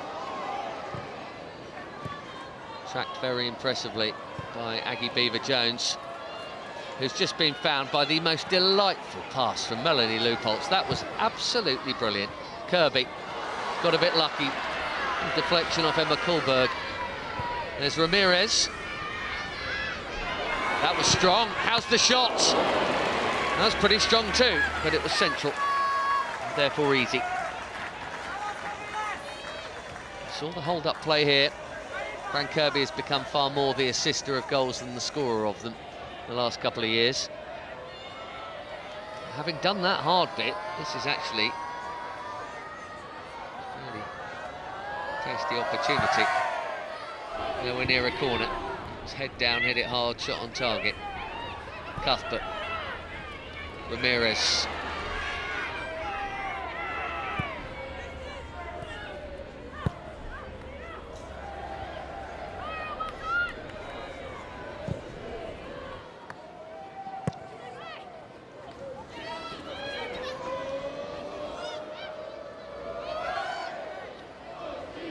Simons takes it.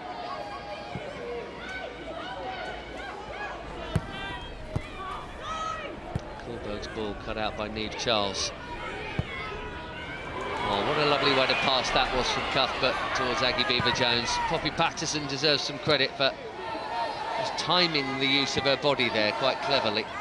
Simons.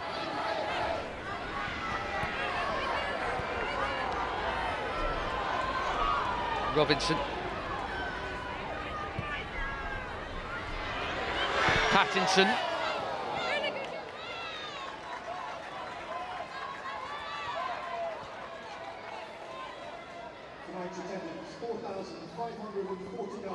Just over 4,500 inside the Brookfield Stadium this evening for this one.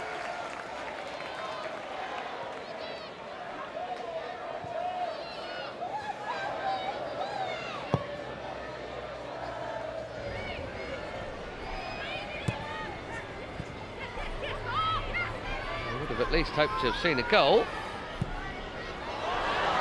Maybe they still will. Gilman Lee. And then Turland. That was more rugby conversion than football.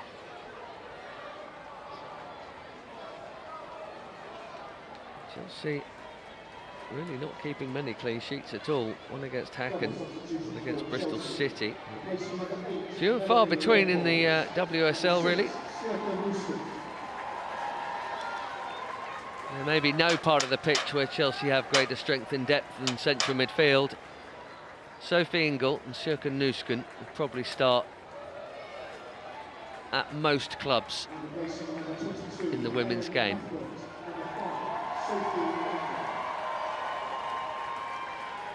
And they're coming on for the final few minutes here.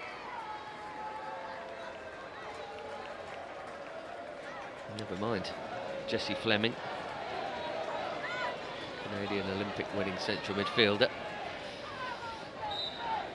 The player with the most appearances in the history of this league, Sophie Ingle, is on.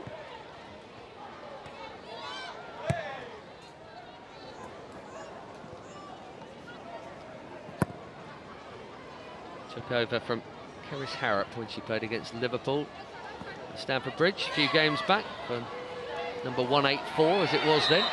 Straight into the action here, but there's a foul from Maggie Beever-Jones.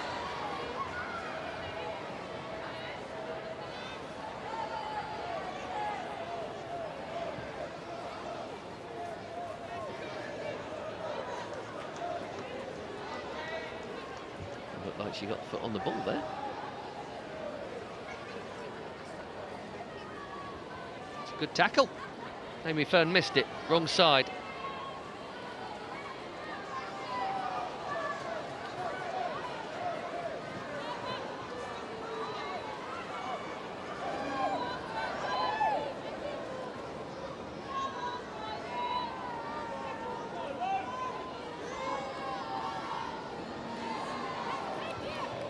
Simons with the right, Sarri with the left.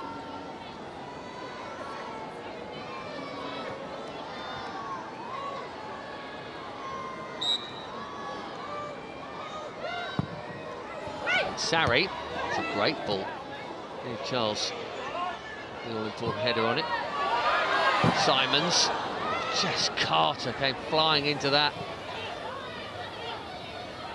Wonderful 50-50. Full of Honesty and determination, and no one rolling about all over the place as we enter the final 10 minutes. Bump on Gyun-Min Lee from Sjerken Nusken, who initially was given the hat-trick in that game against Brighton in October. 3 goals became 2, the last of them officially going down as an own goal by Guido Bergsvand.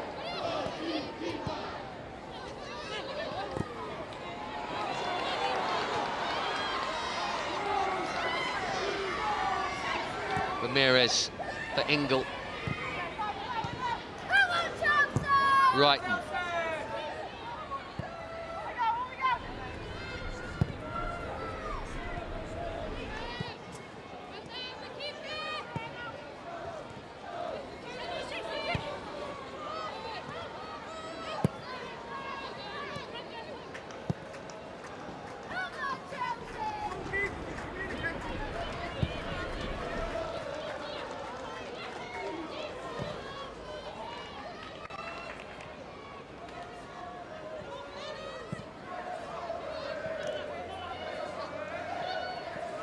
Six-point lead at the top coming for Chelsea. It's going to be a 6th win in a row as well, incidentally. That is the thing. Their lapses are clearly few and far between, but thumped 4-1 at Arsenal, and then at home they drew, albeit not at Kingsmeadow where they never don't score, but at Stamford Bridge against Häcken in the Champions League they drew 0-0. Generally speaking, when they have a wobble, the reaction is super strong, and that has been the case. 3-0 winners in Bristol, 3-1 winners in Sweden, beat West Ham in the Cup, winning 3-1, beat Manchester United 3-1, Real Madrid 2-1, and now this. So it's going to be 6 wins in a row across League and Cup and Europe.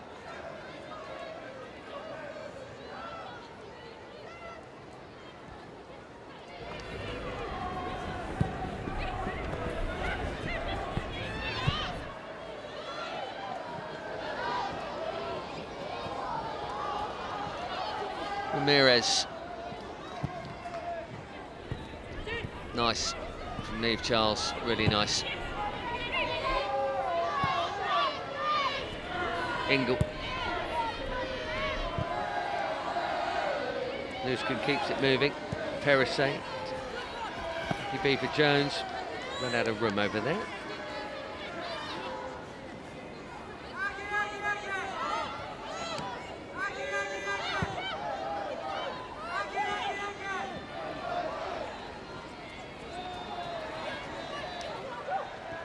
That is Sjerken Nusken all over. Brilliant.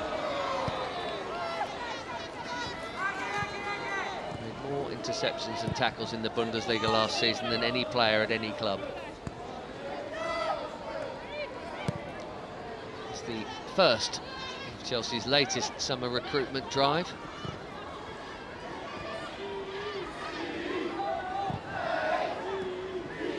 On to Kirby.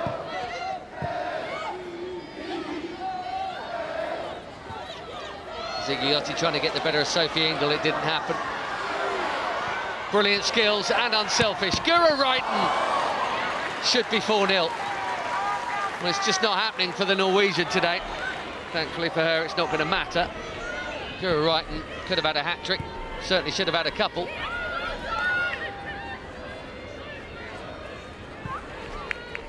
Brilliant by Fran Kirby. She might go alone next time.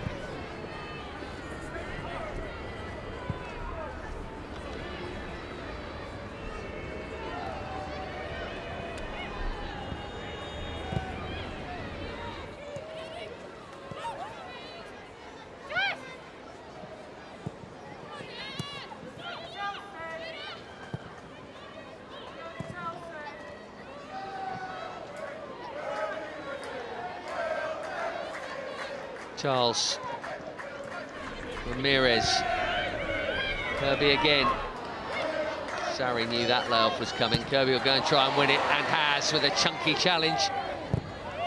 Poppy Patterson will hit the final 5 of the normal 90. That's a promising pass. Katie Robinson's going to get there. Now she needs some teammates to get up and support. Or something pretty spectacular. Not a bad cross though. Looking for Turlant in the middle. Jess Carter got her head there first.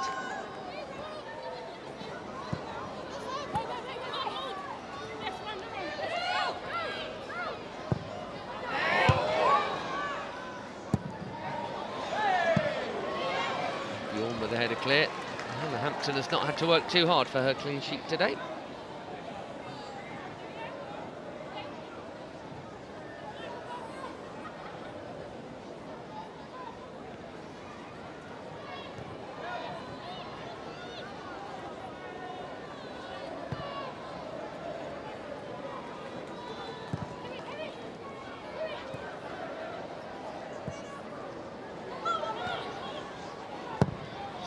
Consistent performance for so long, Brighton.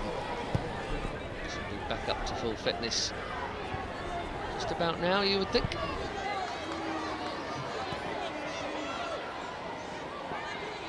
Beaver Jones. I think that was on target. Funnily enough, Sophie Bagley hasn't been anything like as busy as she was at Kingsmeadow.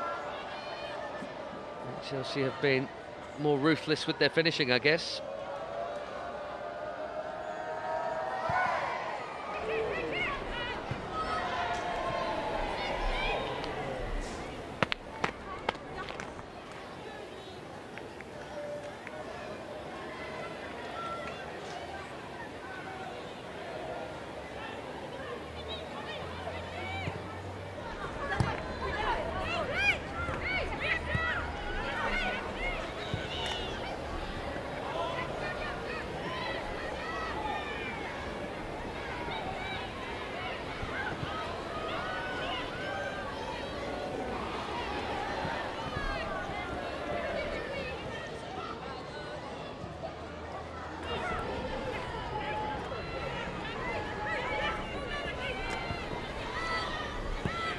Goldberg into Simons.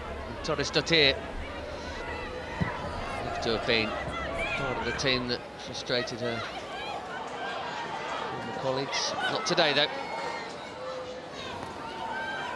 Moved on from Chelsea to Manchester United. Moved on from Manchester United to Brighton. Katie Robinson has won the free kick here.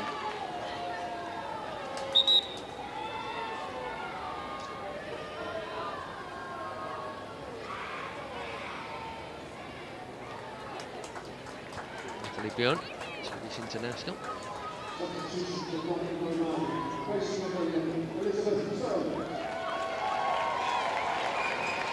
Brighton's top scorer has had no joy today.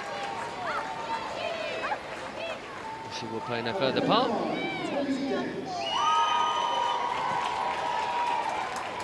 17-year-old Lily Dent replaces her. 90-second cameo.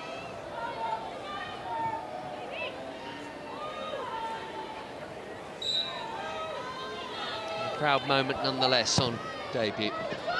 Simons in with the free kick. Jess Carter got the head on it. Sophie Ingle got it away.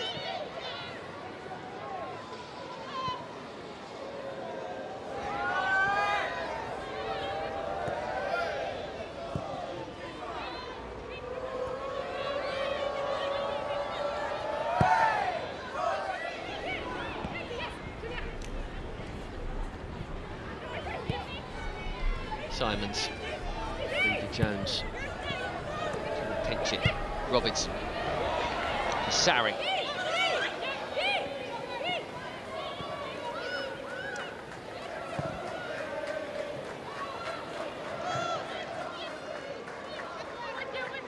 Away fans singing we're top of the league. Not a new position. Would have been the case regardless of the result here. 90 minutes up.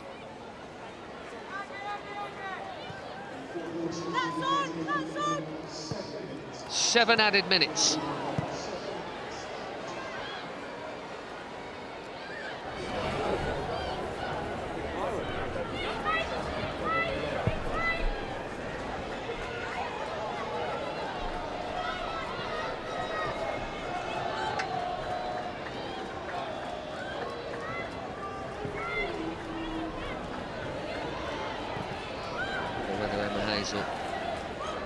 change up those who've been starting every game of late. Few have been on a run. Cuthbert, Leupolz, Hampton, Canarud.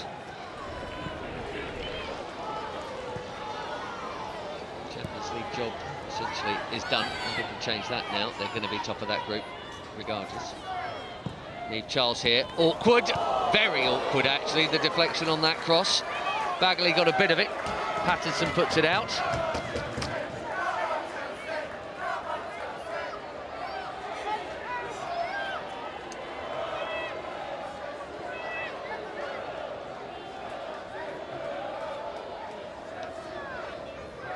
Made a lot of goals this term, Niamh Charles, on the penalty midweek. So a goal against Leicester, away at Real Madrid, 2 assists on the opening day. It's Tottenham, West Ham as well. There's always a lot of competition for Player of the Year at Chelsea, but at the halfway mark, I'd suggest Niamh Charles is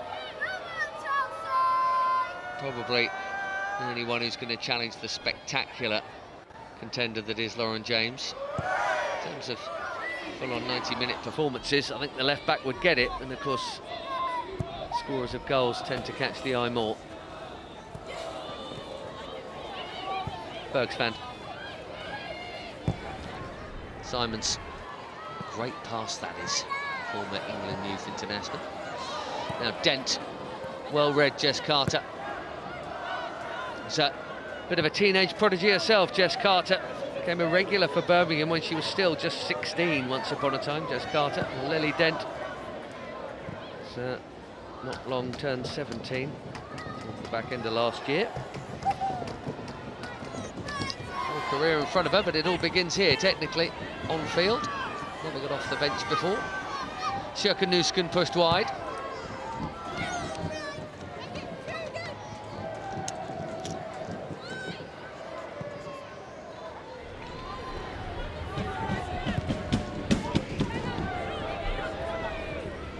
Beaver Jones away from Ziggiotti. That was a tired challenge, and Beaver Jones is fresh off the bench as Chelsea look for 4. Not this time. From the scorer of the 4th at Kingsmeadow in October.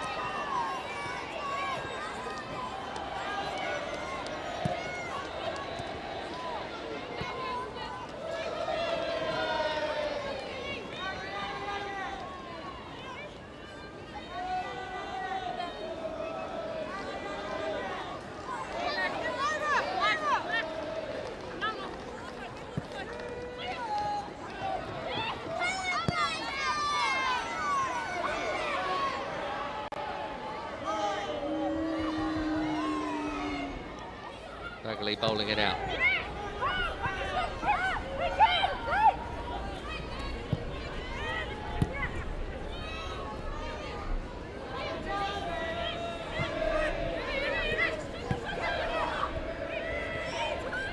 Ziggiotti onto Lee.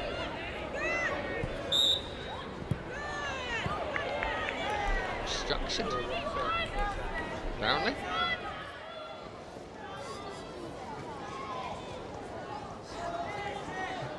Well, 3 straight wins in 3 different competitions was a nice run for Mel Phillips. Realistically, it would have taken something pretty unusual for that to extend to this one. Still been a good start to the year. They remain closer to the bottom than she will feel is comfortable, for sure. Been able to find the net for once today, but still no clean sheet this season. Again, today, that's not too much of a shock.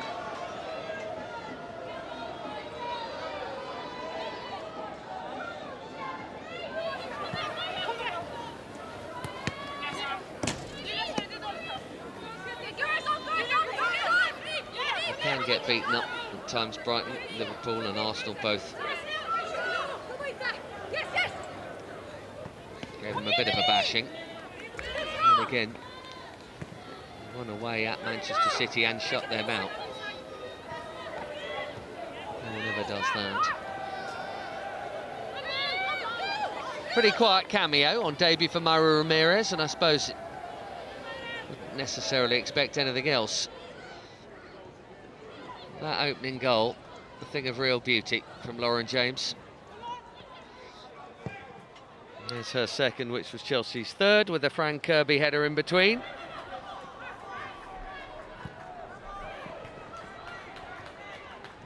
Been awarded the Barclays Player of the Match.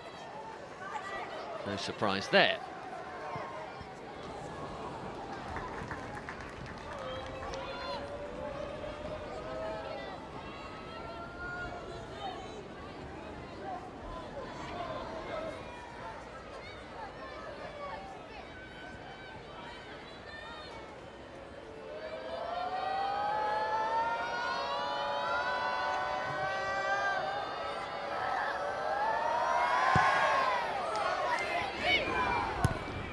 Sophie Bagley in no rush, really. 3-0 will do Brighton, I think. We've got a free kick to see out before the day is done.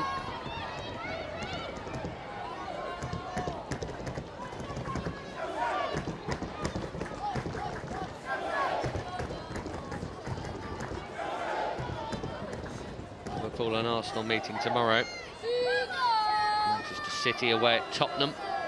Chelsea's weekend could get better. Some rivals are dropping points one way and another, if even you can call them such a thing.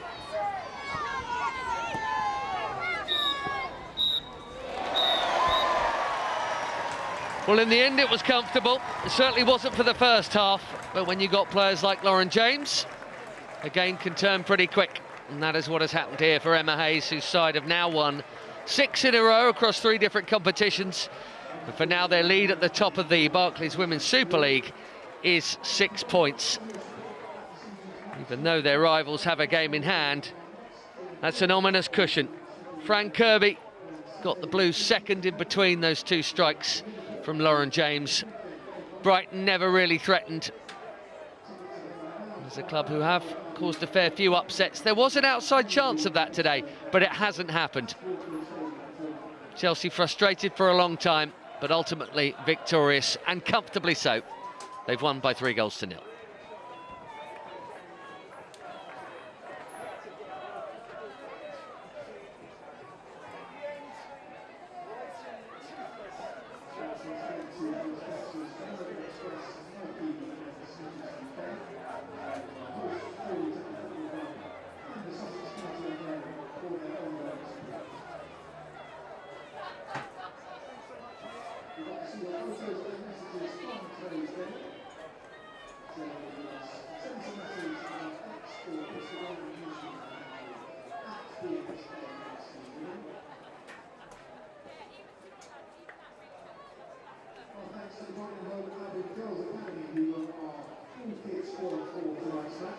And of course, to our match day experts who are from the Washington Raiders under 13.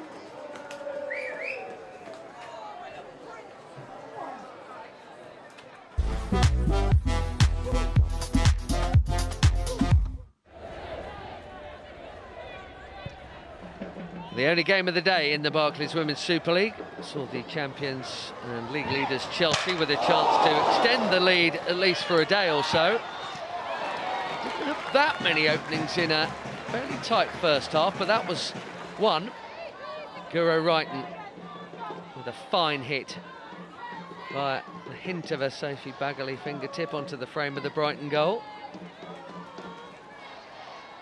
Canarud on the follow-up, just off target.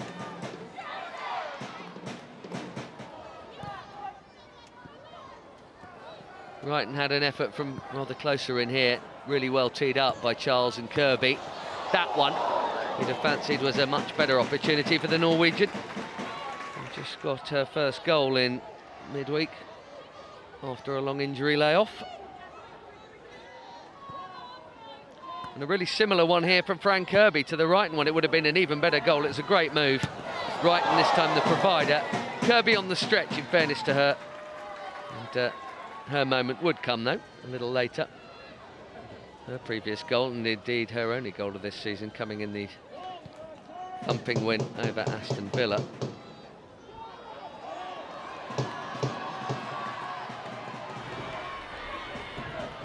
Brighton did not test Hannah Hampton much at all. So much so that this was their best moment of the first half, which tells you plenty.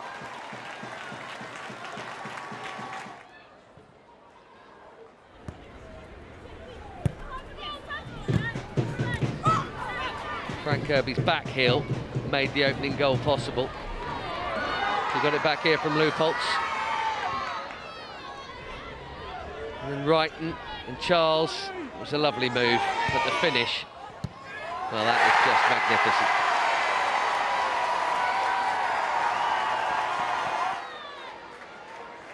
magnificent. Wonderful 11th goal of the season for Lauren James. All of them in this league, and so many of them wonderful finishes.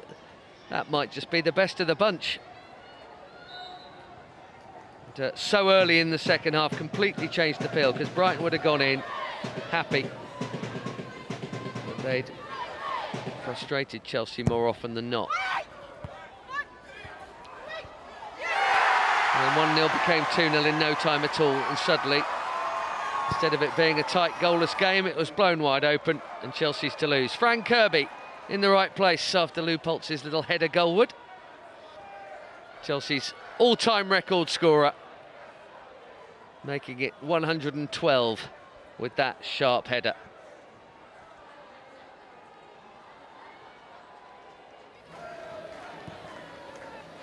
Closest Brighton really came was this one here.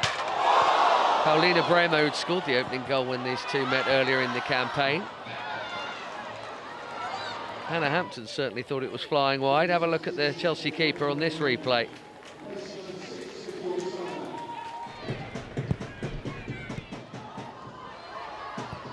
Pretty quickly up the other end. Chelsea got a third. Lauren James with her second. Try one with the other foot this time. Just arriving perfectly for where that second ball would drop.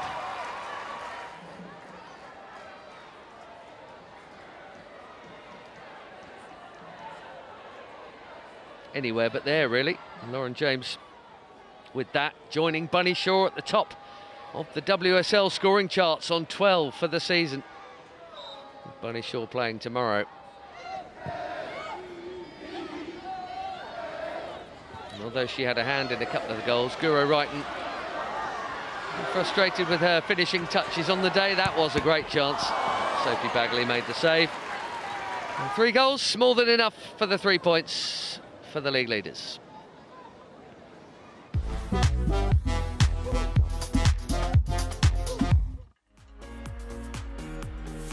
Here are the full-time numbers then. Chelsea, by the end, racking up an astonishing 20 shots. More than 2/3 of the ball, you'd expect that. We didn't see a card in the whole game and barely any fouls in relative terms. But 9 shots on target, bringing 3 goals. It was pretty comfortable for the Blues. So they've got their points in the bag. Tomorrow, there are 4 big names in the top half of the table meeting one another, namely Tottenham against Manchester City and Liverpool-Arsenal. Manchester United are at home to improving Aston Villa. It's Everton-Leicester and Bristol City against West Ham. So a meeting of the bottom 2 in the English Southwest, and a meeting of 3rd and 5th as well. So every chance that Chelsea will gain ground by the end of this weekend on some, if not all, of their rivals. But for the moment, their lead is a tasty-looking 6 points. They have 10 to play, everyone else 11. So a tough one for Brighton, and they've got Man U and Liverpool next. For Chelsea, well, they've got a trip to Paris, but the job is done in Europe, and this evening the job has been done in the league. 3-0 winners. Goodbye for now.